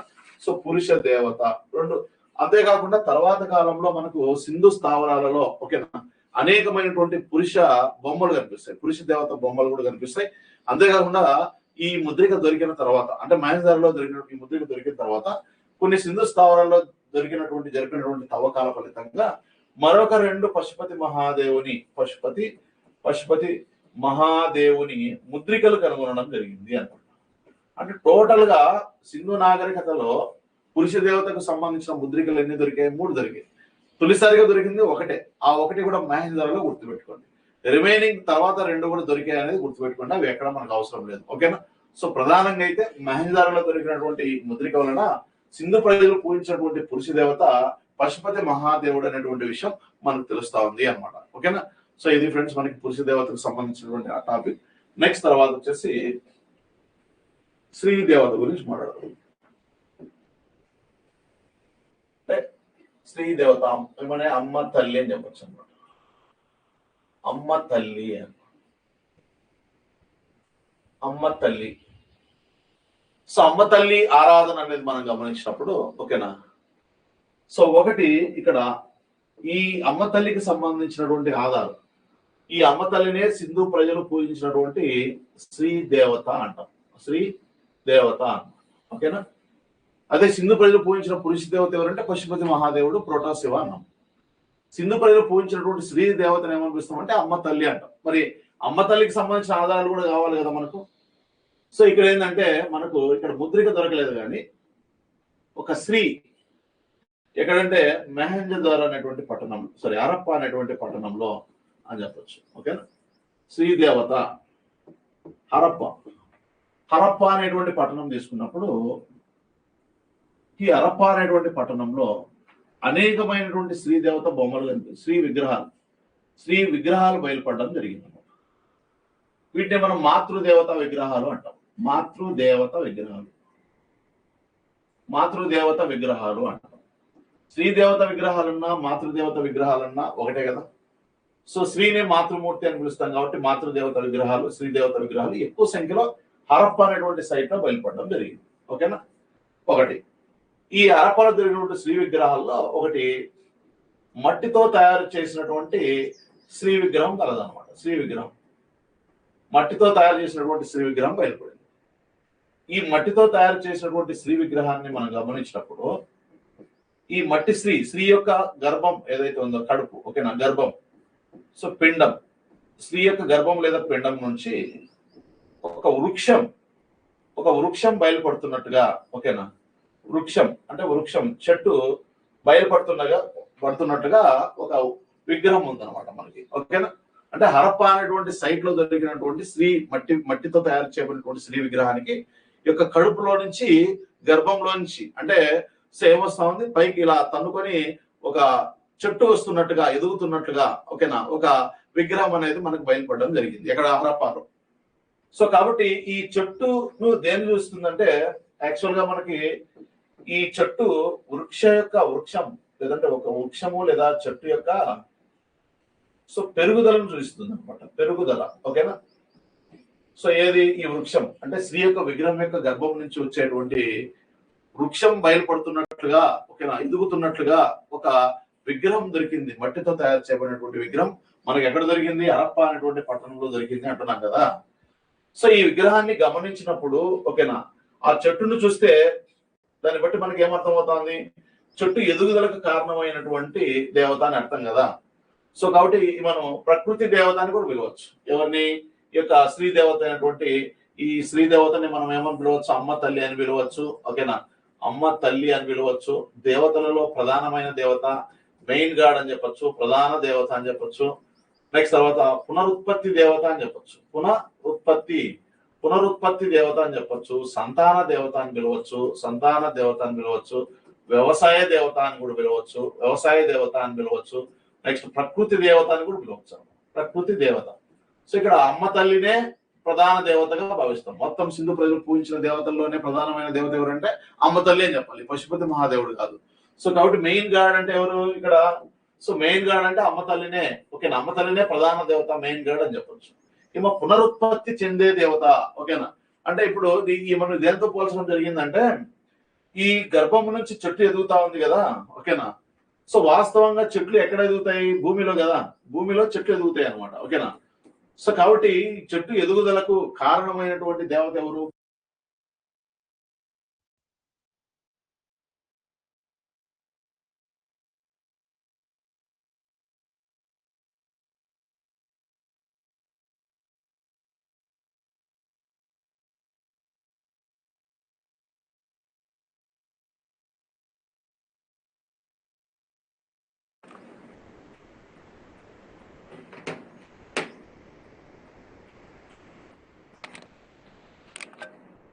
ఓకే, చూడండి ఇక్కడ అమ్మ తల్లి. సో అమ్మ తల్లి శ్రీదేవతను ఆరాధించారు. ఇక్కడ వీళ్ళు సింధు ప్రజలు పూజించినటువంటి శ్రీదేవత ఎవరంటే అమ్మ తల్లి. సో ఈ అమ్మ తల్లి లేదా శ్రీదేవతకు సంబంధించిన ఆధారాలు ఎక్కడ దొరికాయంటే హరప్పాలో దొరికాయి. మీకు ఎంతమంది చెప్పాను, మెజారిటీ మతపరమైనటువంటి అంశాలన్నీ కూడా ముద్రికల రూపంలోనే దొరుకుతాయని. కానీ అమ్మ తల్లికి సంబంధించిన సోర్స్ మాత్రం అదే, మనకి సంబంధించిన సమాచారం మాత్రం సో దేని ద్వారా వెలుగులోకి వచ్చింది? ఒక విగ్రహాల ద్వారా వెలుగులోకి వచ్చింది అనమాట. హరప్పా పట్టణంలో దొరికినటువంటి శ్రీ విగ్రహాలు, అవి రాతి విగ్రహాలు కావచ్చు, మట్టి విగ్రహాలు కావచ్చు, ఏదైనా కావచ్చు. ఓకేనా? మొత్తానికంటే అనేకమైనటువంటి స్త్రీ అంటే మాతృమూర్తి యొక్క విగ్రహాలు బయలుపడ్డాయి. అవి రాతి విగ్రహాలు దొరికాయి, నెక్స్ట్ కంచు విగ్రహాలు దొరికాయి, నెక్స్ట్ తర్వాత మామూలుగా మట్టి విగ్రహాలు దొరికాయి. నేను మాట్లాడుతున్నది మట్టి విగ్రహం గురించి మాట్లాడుతున్నా. కాబట్టి హరప్పాలో దొరికినటువంటి మట్టితో తయారైనటువంటి ఒక శ్రీదేవత విగ్రహం చూసినప్పుడు ఆ దేవత యొక్క గర్భం నుంచి అంటే కడుపులో నుంచి మనకు ఒక వృక్షం ఎదుగుతున్నట్లుగా ఒక బొమ్మ, అదే ఈ యొక్క విగ్రహం బయలుపడింది. సో కాబట్టి ఈ చెట్టు ఎదుగుతుందంటే చెట్టు ఎదుగుదలకు కారణమైనటువంటి దేవత మామూలుగా ఎవరు? భూదేవి. కాబట్టి ఇక్కడ ఉన్నటువంటి శ్రీదేవత ఎవరై ఉండవచ్చు? భూదేవితో పోల్చడం జరిగింది. సో కాబట్టి చెట్టు ఎదుగుదల అంటే పునరుత్పత్తి చెందుటకు కారణమైనటువంటి దేవత భూదేవి. కాబట్టి సో భూదేవిని అమ్మ తల్లితో పోల్చడం జరిగింది. కాబట్టి అమ్మ తల్లి కూడా ఒక పునరుత్పత్తి దేవత అంటాం. ఓకేనా? స్త్రీలు పిల్లలు లేకపోతే, ఓకేనా, స్త్రీలు పిల్లలు పుట్టకపోతే సంతానం కోసం ఆరాధించినటువంటి దేవతగా కూడా సింధు ప్రజలు ఆరాధించారనమాట. ఎవరిని? అమ్మ తల్లి. అందుకే చూడండి ఇక్కడ అమ్మ తల్లి మదర్ గాడెస్ ను ఒక మెయిన్ గాడ్ గాను, ఒక పునరుత్పత్తికి కారణమైనటువంటి దేవత గాను, సంతాన దేవత గాను, వ్యవసాయ దేవత గాను. ఓకేనా? సో ఈ చెట్టు దేని చూస్తుంది? వ్యవసాయాన్ని చూస్తుంది. కాబట్టి సో సంతాన దేవత గాను, నెక్స్ట్ వ్యవసాయ దేవత గాను, ప్రకృతికి సంబంధించిన దేవత గాను సో సింధు ప్రజలు ఆరాధించడం జరిగింది అని చెప్పొచ్చు అనమాట. ఓకేనా? ఇది సింధు నాగరికతలో సింధు ప్రజలు, ఓకేనా, పూజించినటువంటి శ్రీ దేవత అని చెప్పొచ్చు అనమాట. ఓకేనా? సో ఎక్కువగా ఇలాంటి సింధు ప్రజల నుంచి ఏ విధంగా అయితే శ్రీ దేవతను ఆరాధించారో సింధు నాగరికతకు సమకాలీన నాగరికతలు, ఓకేనా, ఏమున్నాయి? Sumerian civilisation, next Egypt civilisation and China civilisation చెప్పుకుంటాం కదా. సో అలా మనకు ప్రధానంగా మనకు 3 ముగ్గులు. ఇక్కడ వచ్చేసి మనకు సప్త సింధు ప్రాంతంలో సింధు నాగరికత వర్ధిల్లితే, ఓకేనా, ఈ ప్రాంతంలో ఒక శ్రీ దేవతను ఆరాధించడం జరిగింది. నెక్స్ట్ తర్వాత ఇక్కడ ఆఫ్రికాలో ఈజిప్ట్ లో ఒక నాగరికత వర్ధిల్లింది. దీన్ని మనం ఈజిప్ట్ సివిలైజేషన్ అంటాం. ఇక్కడ ఒక శ్రీ దేవతను ఆరాధించడం జరిగింది అనమాట. నెక్స్ట్ తర్వాత వచ్చేసి ఇక్కడ మెసొపొటేమియాలో ఒక నాగరికత వర్ధిల్లింది. దీన్ని మనం మెసొపొటేమియా నాగరికత అంటాం. ఇక్కడ కూడా ఒక స్త్రీ దేవత ఆరాధించడం జరిగింది అన్నమాట. ఓకేనా? ఇలా సమకాలికంగా ముగ్గురు స్త్రీ దేవతలను ఆరాధించడం జరిగింది అన్నమాట. ఓకేనా? సో ఇక్కడ సింధు ప్రజల యొక్క స్త్రీ దేవత ఎవరు అంటున్నాం? సింధు ప్రజలకు సంబంధించినటువంటి స్త్రీ దేవత ఈమెనే మనం అమ్మ తల్లి అంటున్నాం. అమ్మ తల్లి అని చెప్పొచ్చు. అమ్మ తల్లి. ఈ అమ్మ తల్లిని మనం ఎన్ని రకాలుగా భావించాం చూడండి. ఒకసారి మనం సింధు ప్రజల యొక్క ప్రధాన దేవత అని చెప్పడం జరిగింది. ఓకేనా? మనం పునరుత్పత్తి దేవత అని చెప్పాము. పునరుత్పత్తి దేవత అని చెప్పాము. నెక్స్ట్ తర్వాత వచ్చి సంతాన దేవత అని చెప్పాము. సంతాన దేవతగా భావించారు. నెక్స్ట్ తర్వాత వ్యవసాయ దేవత అని చెప్పారు. ఓకేనా? నెక్స్ట్ తర్వాత వచ్చేసి వ్యవసాయ దేవత, ప్రకృతి దేవత అని చెప్పారు. ప్రకృతి, ఇన్ని రకాల పేర్లు ఉన్నాయి ఎవరికి? అమ్మ తల్లికి. ఓకేనా? అంటే సింధు ప్రజలు పూజించినటువంటి శ్రీ దేవత మనకు అర్థమవుతుంది. నెక్స్ట్ తర్వాత ఇక్కడ ఉన్నటువంటి నది, దీన్ని మనం నైలు నది అని పిలుస్తాం కదా. సో ఈజిప్టియన్లు పూజించినటువంటి నైలు నది దేవతను ఏమనిపిస్తాం అంటే ఐసిస్ అని పిలుస్తాం అనమాట. ఐసిస్ అనేటువంటి ఒక స్త్రీ దేవతను ఈజిప్ట్ వారు పూజించడం జరిగింది అని చెప్పొచ్చు. ఓకేనా? సో ఈజిప్ట్ వారు పూజించడం జరిగింది అనమాట. నెక్స్ట్ తర్వాత వచ్చేసి అదే మీకు సుమేరియన్లు కూడా ఒక స్త్రీ దేవతను ఆరాధించడం జరిగింది. స్త్రీ దేవత. సో ఈమెను ఏమనిపిస్తాం అంటే ఇనన్ని అనమాట. ఇనన్ని అనేటువంటి పేరుతో సో సుమేరియన్లు ఒక స్త్రీ దేవతను ఆరాధించడం జరిగింది అని చెప్పొచ్చు. నెక్స్ట్ సింధు ప్రజలేమో అమ్మ తల్లిని ఆరాధిస్తే, నెక్స్ట్ ఈజిప్టియన్లు వచ్చేసి ఐసిస్ అనేటువంటి నైలు నది దేవతను ఆరాధించడం జరిగింది. సో యొక్క మెసొపొటేమియన్స్ వచ్చేసి ఇనన్ని అని చెప్పేసి పేరుతో ఒక స్త్రీ దేవతను ఆరాధించడం జరిగింది అనమాట. ఓకేనా? ఇప్పుడు ఈ ఈజిప్ట్ ప్రాంతంలో మనకు ఒక స్త్రీ దేవత అందుబాటులోకి వచ్చిన పేరు వచ్చేసి ఐసిస్ అని చెప్పొచ్చు. ఈ సమాజంలో అంటే ఈజిప్టియన్ల సమాజంలో మాతృస్వామిక వ్యవస్థ ఉండేది. అంటే ఏంటి? వాళ్ళ ఇంటిలో పెద్దగా ఎవరు ఉండేవారు? స్త్రీలు ఉండేవారు అనమాట. ఇంటి పెద్దగా స్త్రీలు ఉండేటువంటి వారు. సో కాబట్టి ఇక్కడ నైలు నది పరివాహక ప్రాంతంలో వర్ధిల్లిన ఈజిప్టు నాగరికత నందు వాళ్ళ యొక్క సమాజంలో పుత్రస్వామిక వ్యవస్థ ఉందా, మాతృస్వామిక వ్యవస్థ ఉందా అంటే మాతృస్వామిక వ్యవస్థనే ఉంది. ఓకేనా? సో మాతృస్వామిక వ్యవస్థ అంటే ఇంటికి పెద్దగా బరువు బాధ్యతలు చూసేది స్త్రీ అనే అర్థం అనమాట. సో కాబట్టి ఈ మాతృస్వామిక వ్యవస్థ కలిగినటువంటి ఈ ప్రాంతంలో ఓకేనా, సో రాజ్యంపై అధిపతిగాను రాజ్యం సంక్రమించడంలో గాని ఆస్తి సంక్రమించడంలో గాని కూతురికే అధికారం ఉండేది అనమాట అక్కడ. ఓకేనా? ఇప్పుడు మనం ప్రస్తుతము ఎక్కువగా పురుషునికి అంటే ఒక ఇంట్లో తండ్రికి కొడుకు కూతురు పుడితే కొడుకే ఎక్కువగా ఆస్తి ఇస్తారు అనమాట. స్త్రీకి ఏదో పెళ్లి చేసి పంపించేస్తారు. ఓకేనా? సో కానీ అప్పట్లో మనకు ఈజిప్టు నాగరికతలో ఓకేనా రాజ్యానికి గాని ఆస్తికి గాని వారసురాలుగా కూతురు ఉండేది అనమాట. ఓకేనా? అలాంటి సిచ్యువేషన్ మనకు ఈజిప్టు నాగరికతలో కనిపిస్తుంది. దీనికి సమకాలీన నాగరికత ఏది? మన సప్త సింధు నాగరికత. ఈ నాగరికత కాలంలో కూడా ప్రజల్లో ఎక్కువగా మనకు మాతృస్వామిక వ్యవస్థ కనిపిస్తుందని చెప్పచ్చు. కానీ ఇక్కడ కూతురు ఈ ఆస్తికి వారసురాలా లేదా, రాజ్యానికి వారసురాలు కూతురా లేదా అనేటువంటి విషయాలు మనకు పూర్తి స్థాయిలో అందుబాటులో లేకపోయినప్పటికీ సో బహుశా ఈ నాగరికతల ప్రభావం వల్ల కావచ్చు ఇక్కడ కూడా మాతృస్వామిక వ్యవస్థ, ఇక్కడ మాతృస్వామిక వ్యవస్థ ఉంది. కాబట్టి ఈ నాగరికత ప్రభావం వల్ల కావచ్చు ఇక్కడ మాతృస్వామిక వ్యవస్థ సమాజంలో ఉన్నట్టుగా మనకు తెలుస్తా ఉంది అని చెప్పొచ్చు అనమాట. ఓకేనా? సో ఇది మనకు మాతృస్వామిక వ్యవస్థకు సంబంధించిన లేదా ఆ సింధు ప్రజలు పూజించినటువంటి శ్రీ దేవత అని చెప్పొచ్చు. ఏం చెప్పుకున్నాం ఇక్కడ? సింధు ప్రజలు పూజించినటువంటి శ్రీ దేవతను అమ్మ తల్లి అని పిలుస్తాం. ఈ అమ్మ తల్లిని ప్రధాన దేవత అని, పునరుత్పత్తి దేవత అని, సంతాన దేవత అని, వ్యవసాయ దేవత అని, ప్రకృతి దేవత అనే పేరుతో పిలుస్తాం. సో ఈ శ్రీ దేవత అనేటువంటి అమ్మ తల్లి యొక్క ఆధారాలు మనకు ఎలా దొరికాయంటే ముద్రికల రూపంలో దొరకలేదు కానీ విగ్రహాల రూపంలో దొరికాయి. ఆ విగ్రహాలు అనేటి మనకు రాతి విగ్రహాలు అయినా ఉండవచ్చు, లేదా కాంస్యపు విగ్రహాలు అయినా ఉండవచ్చు, లేదంటే నెక్స్ట్ తర్వాత మట్టి విగ్రహాలు అయినా ఉండవచ్చు. కానీ మనకు దొరికింది మట్టి విగ్రహాలను బట్టి శ్రీ దేవతను అంచనా వేస్తున్నాం. హరప్పానందు ఒక మట్టితో తయారైనటువంటి శ్రీ దేవత విగ్రహం దొరికింది. ఆ విగ్రహం యొక్క గర్భం నుంచి ఒక చెట్టు ఎదుగుతున్నట్లుగా ఉంది. ఓకేనా? సో కాబట్టి ఈ చెట్టు అనేది దేన్ని సూచిస్తుందంటే సో చెట్టు ఎదుగుదలను సూచిస్తుంది. ఓకేనా? అంటే ఇక్కడ మామూలుగా వృక్షం ఎదుగుదలను లేదా చెట్టు ఎదుగుదల అనేది సో మనకు భూదేవిని చూస్తుంది అనమాట. ఓకేనా? సో కాబట్టి ఈ చెట్టును దేన్ని చూస్తుందంటే మామూలుగా చెట్లు అనేది ఎక్కడ దొరుకుతాయి, ఎక్కడ పండుతాయి, ఎక్కడ పెరుగుతాయమ్మా అంటే భూమిలో పండుతాయి, భూమిలో పెరుగుతాయి కాబట్టి ఈ చెట్టు ఎదుగుదలను కారణం ఎవరు? భూదేవి కాబట్టి. సో ఇక్కడ కూడా గర్భం నుంచి ఈ చెట్టు వస్తుంది కాబట్టి బహుశా ఈ దేవత ఎవరో కాదు, భూదేవి అని చెప్పేసి భావించడం జరిగింది. కాబట్టి సింధు ప్రజలు పూజించినటువంటి ఆ దేవత అయినటువంటి అమ్మ తల్లిని మనం భూదేవితో కూడా పోల్చవచ్చు అని చెప్పచ్చు.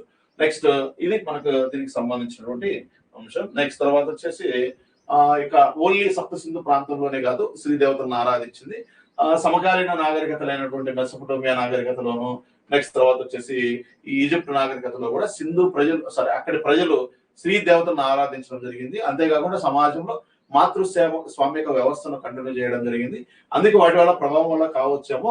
సో సప్త సింధు ప్రాంతంలో కూడా మనకు సమాజంలో మాతృస్వామిక వ్యవస్థ అనేది కనిపిస్తుంది అనేది మనం చెప్తాం అనమాట. ఓకేనా ఫ్రెండ్స్, ఇది మనకు శ్రీ దేవతకు సంబంధించి లేదా అమ్మ తల్లికి సంబంధించినటువంటి సమాచారం. నెక్స్ట్ తర్వాత వచ్చేసి వృక్షాల ఆరాధన అని చూద్దాం. వృక్షాల ఆరాధన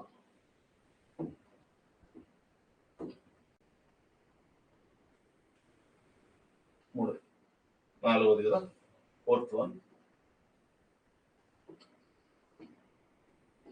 వృక్షాల ఆరాధన.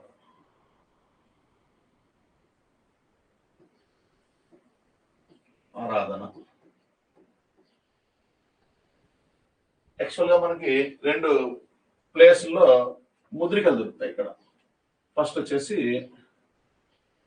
మొదటి మెహంజదారో అని చెప్పచ్చు. మెహంజదారో. రెండు వచ్చేసి హరప్ప. ఈ రెండు ప్లేసుల్లో ఇక్కడ ఒక ముద్రిక దొరికింది, ఇక్కడ ఒక ముద్రిక దొరికింది అనమాట. సో ఇక్కడ ఒక ముద్రిక దొరికింది, ఇక్కడ ఒక ముద్రిక దొరికింది అనమాట. ఓకేనా. మెహంజదారో నందు ఒక ముద్రిక దొరికింది. ఇది ఏ షేప్ లో ఉంది? మీకు సేమ్ అంతే, చతురస్రాకారం షేప్ లో ఉంది. హరప్పలో దొరికినటువంటి ముద్రిక కూడా చతురస్రాకారంలోనే ఉంది. ఓకేనా. సో ఈ ముద్రికలు ఏ షేప్ లో ఉన్నాయంటే చతురస్రాకారంలో ఉన్నాయని చెప్తాం. ఈ ముద్రిక ఏమో మెహంజదారోలో దొరికితే ఈ ముద్రిక వచ్చేసి హరప్పలో దొరికింది. ఈ ముద్రిక మీద దేంతో తయారు చేయబడి ఉంటుంది? ఇది స్టియటైట్ కదా. స్టియటైట్ ఎక్కడి నుంచి తెప్పించారు? స్టియటైట్ అనేటువంటి శిలను ఎక్కడి నుంచి తీసుకొచ్చారు? స్టియటైట్ అనేది మనకు ఇరాన్ నుంచి తీసుకురావడం జరిగింది అన్నమాట, దిగుమతి చేసుకోవడం జరిగింది. ఇక్కడ మీకు ఈ వృక్షాల ఆరాధన ఉందా లేదా అనేది మనం డిసైడ్ చేసేటప్పుడు ఈ మహేంద్రలో దొరికినటువంటి ముద్రికను పరిశీలిస్తే ఈ వైపు ఇలా ఒక కొమ్మ ఉందన్నమాట, ఈ వైపు ఒక కొమ్మ ఉందన్నమాట. ఓకేనా. ఈ కొమ్మ దేనికి సంబంధించినటువంటి ఆకులను కలిగి ఉందంటే ఇలా మనకు రావి ఆకు అనమాట. ఇలా సేమ్ ఇలా రావి ఆకులాగా నేను వేయలేను. ఓకేనా, జస్ట్ మీరు చూసుకోండి అంతే. ఓకేనా. సో ఇలా ఒక కొమ్మ ఉందన్నమాట, రావి ఆకుల కొమ్మ ఉందన్నమాట. సో రావి ఆకులు ఇవన్నీ ఏ చెట్టు యొక్క కొమ్మలు? ఇవి రావి చెట్టు కొమ్మలు అని చెప్పచ్చు. రావి చెట్టు సంబంధించినటువంటి, దీన్ని రావి చెట్టు లేదా రాగి చెట్టు అని పిలుస్తాం కదా. సో రావి చెట్టు కొమ్మ ఉంది. కొమ్మలు ఎన్ని కొమ్మలు ఉన్నాయి? ఈ వైపు ఒక కొమ్మ, ఈ వైపు ఒక కొమ్మ ఉంది అనమాట. ఈ రెండు కొమ్మల మధ్యలో ఒక శ్రీ బొమ్మ ఉందన్నమాట. ఏముంది? శ్రీ బొమ్మ ఉందన్నమాట. సో రావి చెట్టు, రెండు రావి చెట్టు కొమ్మలు ఇవేమా. ఓకేనా. ముద్రిక ఇదంతా కూడా ముద్రిక. ఎక్కడ దొరికినటువంటి ముద్రిక? ఇది మహేంజదారోలో దొరికినటువంటి ముద్రిక. ఈ ముద్రిక మీద, ఈ ముద్రిక దేంతో తయారు చేయబడింది? స్టియటైట్ అయినటువంటి శిలతో తయారు చేయబడింది. ఏ షేప్ లో ఉంది? చతురస్రాకారంలో ఉంది. దాని మీద బొమ్మలు కనిపిస్తున్నాయి. ఆ బొమ్మలను అబ్జర్వ్ చేసినప్పుడు రెండు కొమ్మలు, రావి చెట్టు కొమ్మలు కనిపిస్తున్నాయి అనమాట. రావి చెట్టు కొమ్మలు. సో ఈ రావి చెట్టు కొమ్మల మధ్యలో ఒక శ్రీదేవత బొమ్మ ఉందన్నమాట. ఏ దేవత? శ్రీదేవత బొమ్మ ఉందన్నమాట. శ్రీదేవత బొమ్మ. ఈ శ్రీదేవత చూడడానికి ఎలా ఉందంటే నిలబడి ఉంది. నిలబడి స్టాండింగ్ పొజిషన్ లో ఉంది అనమాట. ఓకేనా. నిలబడి ఉండి ఎలా ఉందంటే నగ్నంగా ఉంది. నిలబడి ఉంది, నగ్నంగా ఉంది అనమాట. ఓకేనా. సో ఇక్కడ మనకి కళ్ళు ఎలా ఉన్నాయంటే, కళ్ళు ఓకేనా, చూడడానికి ఎలా ఉన్నాయంటే, కళ్ళు ఏం లేదు, మామూలుగానే గుర్తుపెట్టుకోండి. ఇక్కడ నెక్స్ట్ పొడవైన జుట్టును కలిగి ఉంది. పొడవైన జుట్టును కలిగి ఉంది. నెక్స్ట్ తర్వాత పొడవైన జుట్టు కలిగి ఉంది, నగ్నంగా ఉంది, నిలబడి ఉంది, త్రిశూలం పట్టుకొని ఉంది అనమాట. త్రిశూలం పట్టుకొని ఉంది అనమాట. ఓకేనా. సో ఇలాంటి ఒక శ్రీ దేవత బొమ్మ ఉంది ఎక్కడ మహేంద్రలో దొరికినటువంటి ముద్రిక మీద. నెక్స్ట్ తర్వాత వచ్చేసి ఇక్కడికి రండి. ఇక్కడ ఏముందంటే ఇది మొత్తం కూడా ఒక చెట్టు, ఇది రావి చెట్టు అనుకుందాం. ఈ రావి చెట్టు కింద భాగంలో మనకు అరుగు లాగా ఉంటది కదా, దీన్ని మనం గోడ లేదా అరుగు అంటాం కదా. సో అరుగుతో కూడినటువంటి రావి చెట్టు యొక్క బొమ్మతో కూడినటువంటి అదే బొమ్మ ఎందులో ఉంటుంది, ముద్రిక మీద ఉంటుంది. ఇలాంటి ముద్రిక ఎక్కడ దొరికిందంటే హరప్ప అనేటువంటి పట్టణంలో దొరికింది. కాబట్టి సింధు ప్రజలు పూజించినటువంటి చెట్టు ఏమని చెప్పొచ్చు మనము, రావి చెట్టు అని చెప్పచ్చు. ఒకటి వచ్చేసి రావి చెట్టును పూజించినట్టు తెలుస్తా ఉంది. నెక్స్ట్ తర్వాత మర్రి చెట్టును పూజించినట్టు తెలుస్తా ఉంది అనమాట. కాబట్టి సింధు ప్రజలు పూజించినటువంటి చెట్టు ఏది అంటే రావి చెట్టు చెప్పచ్చు, మర్రి చెట్టు చెప్పచ్చు. కానీ రావి చెట్టుకు సంబంధించిన సోర్స్ అనేవి క్లియర్ గా దొరికాయి మనకి. ఎక్కడ దొరికాయి, మెహంజదారోలో దొరికాయి అండ్ హరప్పా నగరంలో దొరికాయి అనమాట. మెహంజదారోలో దొరికింది ముద్రికల రూపంలోనే, హరప్పలో దొరికింది ముద్రికల రూపంలోనే.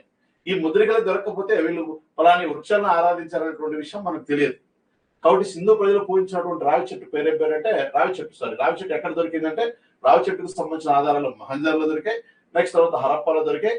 మహంజదారోలో దొరికిన ముద్రిక మీద 2 రావి చెట్టు కొమ్మలు ఉన్నాయి. మధ్యలో వచ్చేసి ఒక శ్రీదేవత బొమ్మ ఉంది. ఆమె నిలబడి ఉంది, నగ్నంగా ఉంది, త్రిశూలం పట్టుకొని ఉంది, ఓకేనా, పొడవైన జుట్టును కలిగి ఉంది.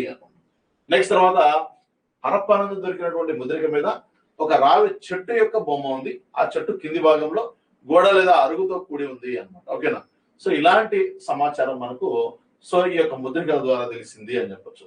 అందుకే సింధు ప్రజలు పూజించినటువంటి వృక్షం అంటే రావి చెట్టు చెప్తాం. రావి చెట్టుతో పాటు మర్రి వృక్షాన్ని కూడా ఆరాధించినట్టుగా మనకు తెలుస్తా ఉంది అనేది గుర్తుపెట్టుకోండి, ఓకేనా. ఇది వృక్షాలకు సంబంధించిన ఆరాధన. సో పైకి వెళ్ళండి ఒకసారి.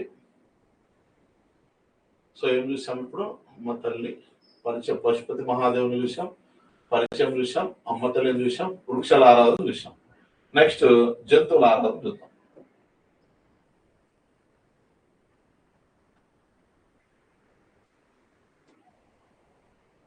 జంతువుల ఆరాధన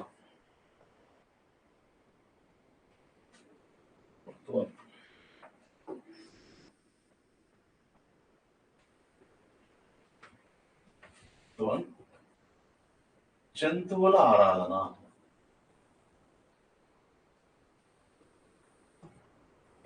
ఏ జంతువులను ఆరాధించడం జరిగింది అనేది మనం చూస్తాం అనమాట, ఓకేనా. జంతువుల ఆరాధన ఇక్కడ కూడా జంతువులు మనకు ఏ జంతువులు కనిపిస్తాయి అంటే ప్రధానంగా ఒకటి, సో మనకు కనిపించేటువంటి మొదటి జంతువు ఏదంటే మూపురపు ఎద్దు అన్నమాట. మూపురపు ఎద్దు చెప్పచ్చు. నెక్స్ట్ రెండోది ముసలి చెప్పచ్చు. నెక్స్ట్ ఏనుగు చెప్పచ్చు. నెక్స్ట్ తర్వాత ఖడ్గమృగం చెప్పచ్చు. నెక్స్ట్ తర్వాత పులి చెప్పచ్చు. ఓకేనా, పులి చెప్పచ్చు అనమాట. నెక్స్ట్ తర్వాత దున్నపోతు అనమాట. దున్నపోతు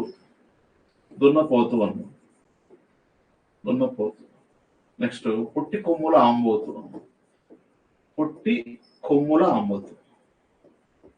ఆంబోతు. ఇవన్నీ కూడా సింధు ప్రజలు ఆరాధించినటువంటి జంతువులే అంట, ఓకేనా. కానీ మనం ఎక్కువగా ఏం చదువుతుంటాం చెప్పండి, మూపురపు ఎద్దు చదువుతూ ఉంటాం. సింధు ప్రజలు పూజించినటువంటి జంతువు ఏదంటే మూపురపు ఎద్దు అని చెప్తాం వాస్తవంగా. కానీ వీటన్నిటికి సంబంధించిన ఆధారాలు ఎలా దొరికేస్తారంటే మనకు యాక్చువల్ గా ముద్రికలు అనేవి దొరుకుతాయండి. ముద్రికలు, ఓకేనా. ఈ ముద్రికల ద్వారా సింధు ప్రజలు ఆరాధించినటువంటి జంతువులు అంటే తెలుస్తున్నాయి అన్నమాట. సో యాక్చువల్ గా మనకు ఒంటి కొమ్ము ఎద్దులు ఉంటాయి అనమాట. ఒంటి కొమ్ము ఎద్దులు, ఇక్కడ 8వ నెంబరు ఒంటి కొమ్ము, ఒకటే కొమ్ము కలిగినటువంటి ఒంటి కొమ్ము ఎద్దులు కూడా ఉంటాయి అనమాట. ఈ ఎద్దును కూడా ఆరాధించడం జరిగింది అనమాట, ఓకేనా. ఈ విధంగా మీకు జంతువుల ఆరాధన చూసినప్పుడు ఫస్ట్ మూపురపు ఎద్దు అంటే దీనికి ఏమో కొమ్ములు కలిగి ఉంటుంది. కొమ్ములు కలిగినటువంటి మూపురపు ఎద్దు. ముసలి, ఓకేనా. ముసలిని అంటే ముసలికి ఏముంటుంది, తోక కలిగినటువంటి ముసలి. సో ఈ విధంగా మొత్తం కూడా ఇన్ని రకాల జంతువులను వీళ్ళు ఆరాధించినట్టు తెలుస్తుంది. కానీ ఫస్ట్ వచ్చేసి వీళ్ళు ఏం చేస్తారంటే కొద్దిపాటి మానవ ఆకృతి గల, ఓకేనా. ఇప్పుడు ఎగ్జాంపుల్ మెసొపొటేమియా, సో గ్రంథాలు తీసుకుందాం, ఓకేనా. మెసొపొటేమియా గ్రంథాలు, మెసొపొటేమియా గ్రంథాల ప్రకారం ఊహాజనితమైనటువంటి కొన్ని బొమ్మలు గీశారనమాట.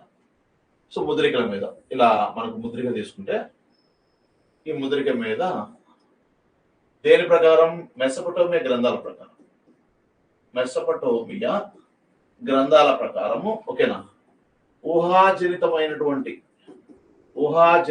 అంటే ఊహించి వేసినటువంటి కొన్ని బొమ్మలు ఉన్నాయన్నమాట. సో ఇందులో ముద్రికల మీద సింధు స్థావరాల్లో కొన్ని ముద్రికలు దొరికాయమ్మా.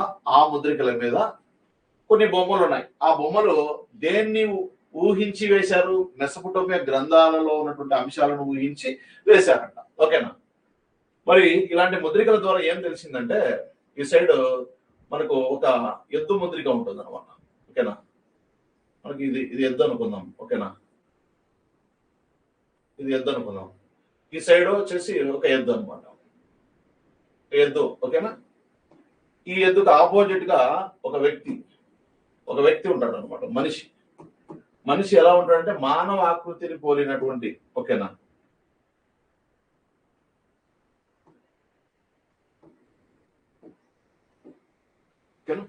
నెక్స్ట్ తర్వాత కొద్దిపాటి మానవ ఆకృతి గల జంతువు బొమ్మ ఉంటుంది అనమాట. ఇప్పుడు ఎద్దు ఉంటుంది, దీనికి ఎదురుగా ఒక కొద్దిపాటి మానవ ఆకృతి, కొద్దిపాటి మానవుని ఆకృతిని పోలినటువంటి ఒక జంతువు బొమ్మ ఉందంట. ఈ జంతువు ఎవరో కదా, ఆయన పేరు వచ్చేసి ఎంకీడు అంటాం. ఎంకీడు లేదా ఎబోనీ అనమాట. ఎబోనీ లేదా ఎంకీడు గుర్తుపెట్టుకోండి చాలు. అంటే ఎంకీడు అనేవాడు చూడడానికి ఎలా ఉంటాడు? కొద్దిపాటి మానవ ఆకృతిని కలిగి ఉంటాడు. అతనికి ఎదురుగానే ఎద్దు ఉందంట, ఓకేనా. సో ఆ విధంగా మనకు ఈ కొద్దిపాటి మానవ ఆకృతిని పోలినటువంటి ఎంకీడు అనే వ్యక్తి, ఓకేనా, ఎవరి ముందు ఉంటాడు? సో ఈ యొక్క ఎద్దు బొమ్మ ముందరే ఉంటాడు అనమాట, ఓకేనా. సో ఇలాంటి ముద్రికల ద్వారా వీళ్ళు ఎద్దును ఆరాధించినట్టు తెలుస్తా ఉంది అనమాట.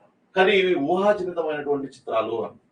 సో ఏ గ్రంథాలను ఆధారంగా చేసుకుని ఊహించి ఈ చిత్రాన్ని వేశారంటే మనకు మెసొపొటేమియా గ్రంథాలను ఆధారంగా చేసుకుని వేశారనమాట, ఓకేనా. నెక్స్ట్ తర్వాత కొన్ని ఊహించి వేశారు వాళ్ళు చూసినట్టు. సో కాబట్టి ముసలి కానీ, ఏనుగు కానీ, ఖడ్గమృగం కానీ, ఓకేనా.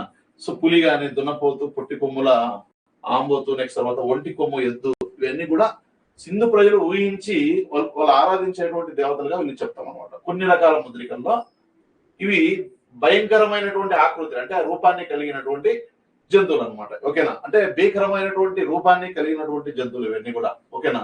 సో ఏనుగు కావచ్చు, ఖడ్గమృగం కావచ్చు, పులి కావచ్చు, దున్నపోతు కావచ్చు, పొట్టి కొమ్ముల ఆంబోతు కావచ్చు, ఒంటి కొమ్ము ఎద్దు కావచ్చు, ఇవన్నీ కూడా ఏంటంటే భీకరమైనటువంటి, ఓకేనా, సో ఆకృతిని కలిగినటువంటి, భయానకమైనటువంటి ఆకృతిని కలిగినటువంటి సో దేవతలుగా వర్ణించడం జరిగింది చరిత్రకారులు వీటిని, ఓకేనా.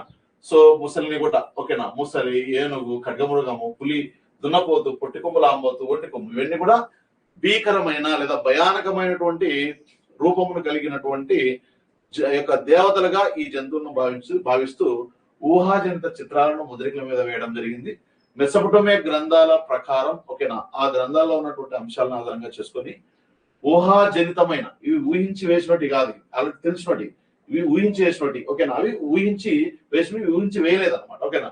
చూసినట్టు, రియల్ గా చూసినటువంటివి ఇవన్నీ కూడా ఒక భయంకరమైనటువంటి లేదా భయానకమైనటువంటి రూపం కలిగినటువంటి ఈ జంతువులను దేవతలుగా భావించి, ఓకేనా, సో ముద్రికల మీద ముద్రించారు అనమాట. ఇవి ఊహాజనితాలు కావు అనమాట, నిజాలు. సో ఊహించి అంటే మెసొపొటేమియా గ్రంథాల్లో ఉన్నటువంటి అంశాలను ఆధారంగా చేసుకొని సింధు ప్రజలు ఊహించి ఒక ఎద్దుకు ఎదురుగా, ఓకేనా, సో అదే మన కొద్దిపాటి మానవాకృతి కలిగినటువంటి జంతు బొమ్మ అక్కడ ముద్రించబడింది. అతని పేరు వచ్చేసి ఎంకీడు అని చెప్పొచ్చు అనమాట, ఎంకీడు అని చెప్పొచ్చు, ఓకేనా. అంతేకాకుండా ఈ జంతువులు తీసుకున్నప్పుడు రెండవ రకమైనటువంటి ముద్రికల మీద మనకు ముసలి బొమ్మ ఉంది, ఏనుగు బొమ్మ ఉంది, ఖడ్గమృగము, పులి, దున్నపోతు, ఇవన్నీ బొమ్మలు ఉన్నాయి కదా. సో వీటికి ఎదురుగా ఆహారం అనేది ఉందంట. ఈ ఆహారాన్ని దేనిగా భావించడం జరిగిందంటే నైవేద్యంగా భావించడం జరిగింది అనమాట. అంటే యొక్క జంతువుల ముందు ఆహారం పెట్టారంటే ఆహారాన్ని దేనితో భావించడం జరిగింది. సో దేవతలకు ముందు మనం ఏ విధంగా అయితే సో నైవేద్యం పెడతామో అలాంటి నైవేద్యం అయి ఉండొచ్చు. ఈ ఆహారం అని చెప్పేసి భావించడం జరిగింది అనమాట. మొత్తం మీద అయితే సో మనకు ముద్రికల ద్వారా జంతువుల ఆరాధన అనేది తెలుస్తా ఉన్నదని, ఓకేనా. సో ఇక్కడ మానవ స్వల్పం అదే కొద్దిపాటి మానవుని ఆకృతి కలిగినటువంటి ఎంకీడు అనేటువంటి బొమ్మలు, ఓకేనా, బొమ్మలను ఏ గ్రంథాలను ఆధారంగా చేసుకుని ముద్రికల మీద ముద్రించారంటే మెసొపొటేమియా గ్రంథాలను ఆధారంగా చేసుకుని ముద్రికల మీద సింధు ప్రజలు ముద్రించడం జరిగింది, ఓకేనా. ఆ ఇంకీడు బొమ్మకు ఎదురుగా ఎద్దు బొమ్మ ఉందనేది గుర్తుపెట్టుకోండి, ఓకేనా. సో ఇలాంటి కొన్ని ముద్రికలు దొరికాయి. కొన్ని ముద్రికల మీద, ఓకేనా, భయంకరమైన రూపం కలిగినటువంటి, ఓకేనా, కొన్ని జంతువుల యొక్క బొమ్మలు ముద్రించి వాటినే దేవతలుగా భావించడం జరిగింది. ఇవన్నీ కూడా ఊహించి వేసినటువంటి చిత్రాలు అయితే కాదు, ఓకేనా. సో ముద్రికల మీద, ఓకేనా, వాళ్ళందరూ చూసినటువంటి చిత్రాలే. కానీ వీటికి ఈ జంతువులకు ఎదురుగా, ఈ దేవతలకు ఎదురుగా, ఓకేనా, కొన్ని ఆహారం పెట్టడం జరిగింది. ఆహారాన్ని నైవేద్యంగా భావించడం జరిగింది అని చెప్పచ్చు. ఓవరాల్ అయితే వీళ్ళు పూజించినటువంటి ప్రధానమైనటువంటి జంతువు వచ్చేసి మూప్రభు ఎద్దు అనేది అర్థమవుతా ఉంది. రెండో ప్రధానమైనది ముసలి అని అర్థమవుతుంది. రిమైనింగ్ వీటిని కూడా దేవతలుగా భావించారు అనేది నువ్వు తెలుసుకోవాలంతే, ఓకేనా. సో అంటే ఓన్లీ మూప్రభు ఎద్దు కదా, సో ఇవన్నీ లేవు కదా, సో ఇవన్నీ దేవతలు కాదు కదా అని చెప్పేసి మీరు అనుకోవచ్చు. వీటిని కూడా సో దేవతలుగా భావించి ఆరాధించినట్టుగా కూడా కొన్ని ఆధారాలు ముద్రికల ద్వారా మనకు తెలుస్తా ఉంది అనేది నువ్వు తెలుసుకోవాలన్నమాట, అంతే, ఏం లేదు. నెక్స్ట్ పక్షుల ఆరాధన అయిపోయింది కదా, పక్షుల ఆరాధన చెప్పలేదు, జంతువులు అయిపోయింది. నెక్స్ట్ పక్షులు లింగారాధన చూద్దాం.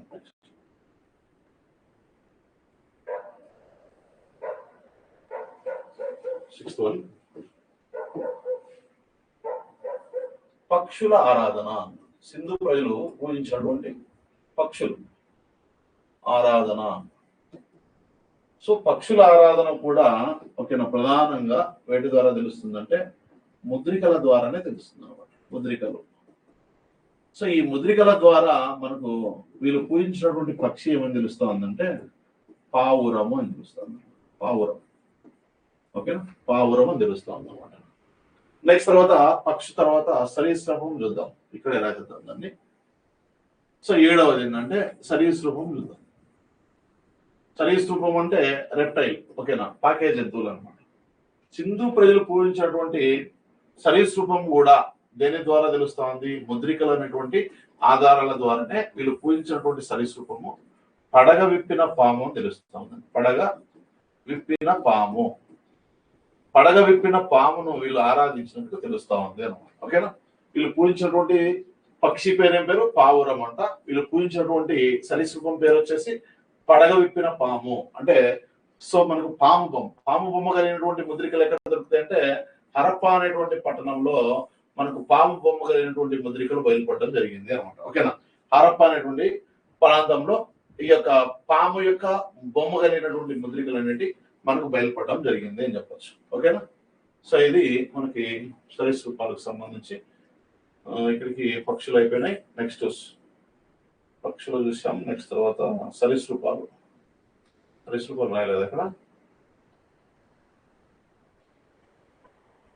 సరే, ఇది కూడా రాసుకున్నామా, ఓకేనా. నెక్స్ట్ సూర్యుడు, స్వస్తిక్, ఈ రెండు చెప్పిన తర్వాత మళ్ళీ చెప్తాం లింగారాధన అనేది.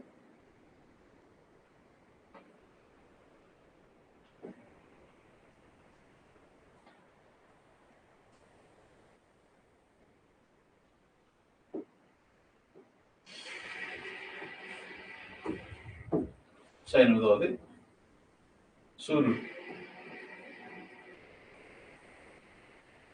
సూర్యుడికి సంబంధించినటువంటి ఆధారాలు కూడా మనకు ఏ రూపంలో దొరికాయంటే ముద్రికల రూపంలో దొరికాయి. ఈ ముద్రిక మీద, ఓకేనా, ఈ ముద్రిక మీద ఏం కనిపిస్తా ఉందంటే ఒక ఎద్దు బొమ్మ కనిపిస్తా ఉంది. ఈ సైడ్ ఒక ఎద్దు, ఈ సైడ్ ఒక ఎద్దు, మధ్యలో మనకు 6 చుక్కలు కనిపిస్తున్నాయి అనమాట. ఈ విధంగా 6 చుక్కలు కనిపిస్తున్నాయి. 1 2 3 4 5 6 6 చుక్కలు, ఓకేనా.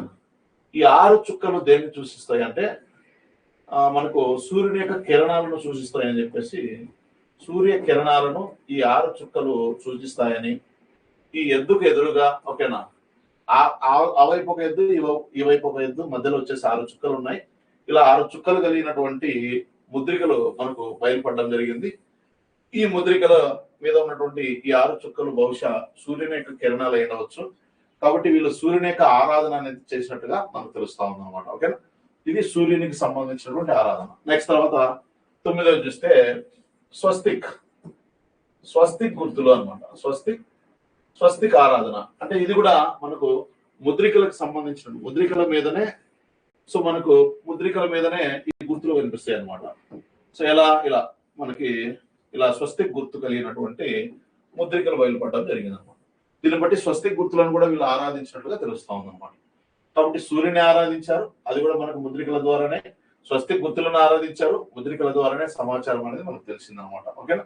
నెక్స్ట్ తర్వాత వచ్చేసి 10th వన్ లింగారాధన అనమాట. లింగారాధన సో యాక్చువల్ గా అయితే ఋగ్వేద గ్రంథం. మనకి ఋగ్వేదం తీసుకున్నప్పుడు మనం చదువుతున్నది ఇప్పుడు సింధు నాగరికత కాలము అని చెప్పొచ్చు. నెక్స్ట్ తర్వాత వేద నాగరికత కాలం.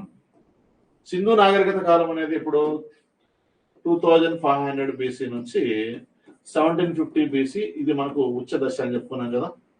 నెక్స్ట్ తర్వాత వేద నాగరికత అంటే ఇప్పుడు 1500 BC నుంచి సో మనకు 600 BC అని చెప్పుకున్నాం. ఈ మధ్య కాలాన్ని మనం వేద నాగరికత కాలం అంటాం. ఇదేమో మనకు సింధు నాగరికత కాలం అని చెప్పొచ్చు. దీన్ని బట్టి సింధు నాగరికత ముందా వేద నాగరికత ముందా అంటే వేద నాగరికత అంటే ముందు సింధు నాగరికత కాలం అన్నమాట.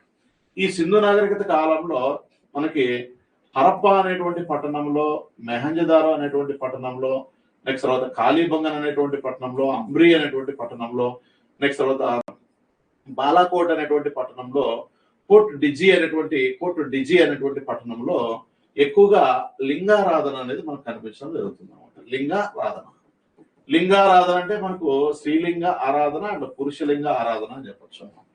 సో మనకు చూడండి, లింగారాధన అనేది మొదటిసారిగా ఎక్కడ ప్రారంభమైంది? సింధు నాగరికత ప్రజలే లింగాలను ఆరాధించడం ప్రారంభించారు. ఓకేనా. సో సింధు నాగరికత ప్రజలే ముందు ఆరాధించారంటే భారతదేశంలో తొలిసారిగా లింగారాధన అనేది మనకు సింధు నాగరికత కాలంలోనే స్టార్ట్ అయిందని చెప్పొచ్చు అనమాట. తర్వాత వేదకాలం, ఈ నాగరికత డెవలప్ అంతమైపోయిన తర్వాత మళ్ళీ దీని స్థానంలోకి వచ్చింది వేద నాగరికత.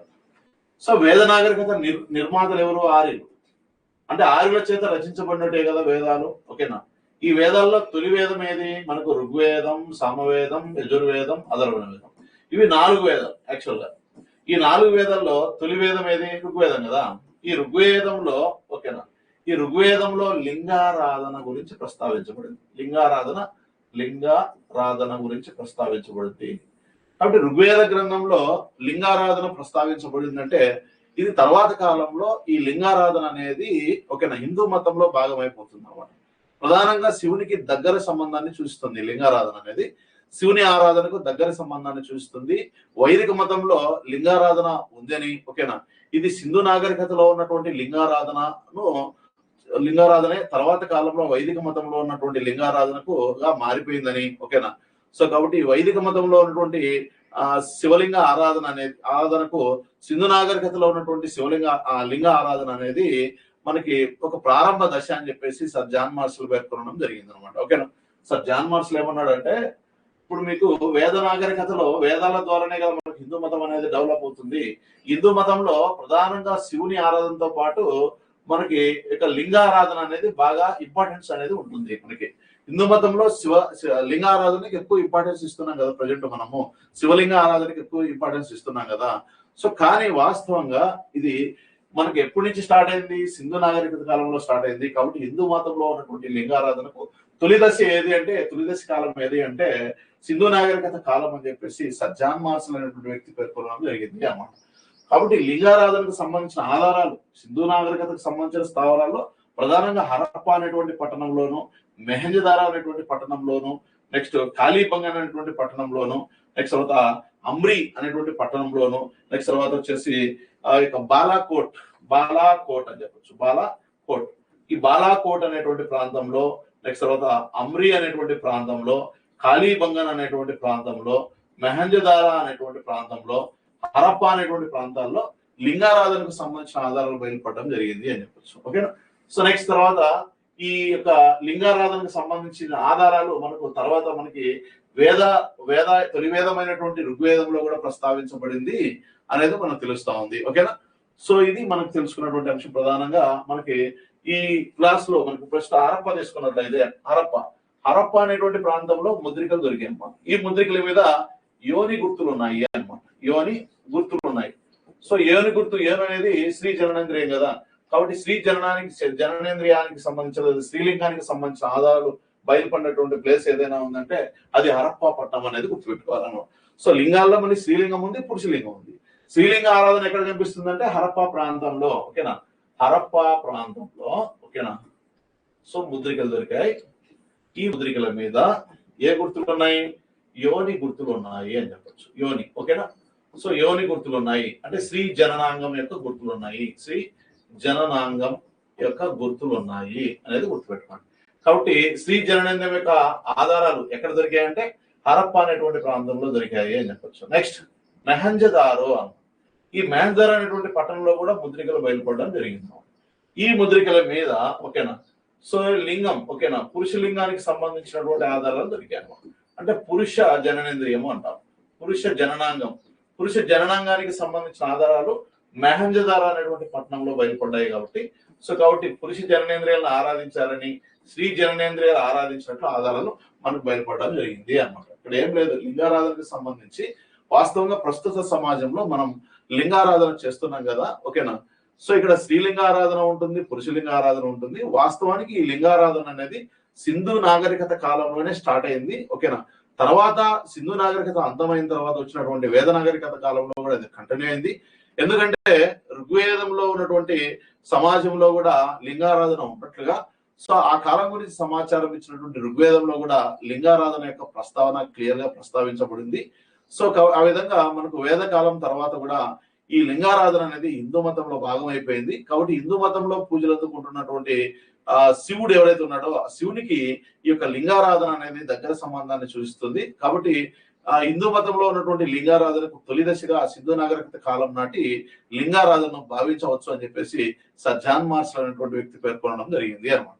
మరి సింధు నాగరికత కాలంలోకి వెళ్ళినప్పుడు ఆ కాలంలో ఏ ప్రాంతాల లింగారాధన ఉన్నట్లుగా మనకు జరిపినటువంటి తవ్వకాల్లో ఏ సైట్లలో లింగారాధనకు సంబంధించిన ఆధారాలు దొరికాయంటే హరప్పా పట్టణంలో, మెహంజదారో పట్టణంలో, Kalibangan, next అమ్రి and Balakot and so యొక్క కోట్ డిజీ అనేటువంటి ప్రాంతంలో కూడా ఎక్కువగా ఈ లింగ ఆరాధనకు సంబంధించినటువంటి ఆధారాలు బయలుపడడం జరిగింది అనేది మనకు తెలిసినటువంటి విషయం అనమాట. ఓకేనా, దీంట్లో పర్టికులర్ గా యోనికి సంబంధించిన ఆధారాలు అన్నప్పుడు హరప్పా సైట్ తీసుకుంటాం. పురుషలింగానికి సంబంధించిన ఆధారాలు అన్నప్పుడు పర్టికులర్ గా మహంజదారో అనేటువంటి సైట్ తీసుకోవడం జరుగుతుంది అనమాట. ఇది లింగారాధనకు సంబంధించినటువంటి సమాచారం ఉంది. ఓకేనా, సో ఇంతటితో మనకు 10 టాపిక్స్ కంప్లీట్ చేసుకోవడం జరిగింది అనమాట. ఎంత టైం? సో నెక్స్ట్ సెషన్ మనం ఈవినింగ్ తీసుకుందాం. దాంతో మనకి ఈ యొక్క మతం అనేటువంటి టాపిక్ కంప్లీట్ అవుతుంది. ఫ్రెండ్స్, ఏమైనా డౌట్ ఉంటే చెప్పండి. రిమైనింగ్ ఏమున్నాయి మతానికి సంబంధించి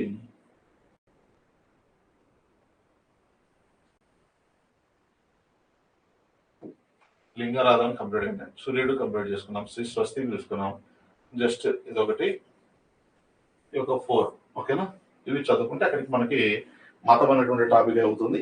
ఇది అయిపోయిన తర్వాత మనకి భాష, లిపి అనేది కూడా ఈ రోజే కంప్లీట్ చేద్దాం. ఓకేనా, అంతటా రిమైనింగ్ మన టాపిక్స్ కేవలం పట్టణ నాగరికత గురించి, పతనానికి కారణాలు అండ్ సైట్స్, ఈ 3 కంప్లీట్ చేస్తే అక్కడికి సింధు నాగరికత అనేది కంప్లీట్ అయిపోతుంది. ఓకేనా.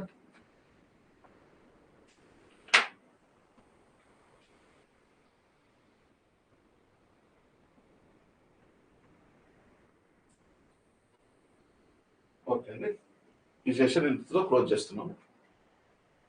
నెక్స్ట్ సెషన్ ఈవినింగ్ వెళ్తాం.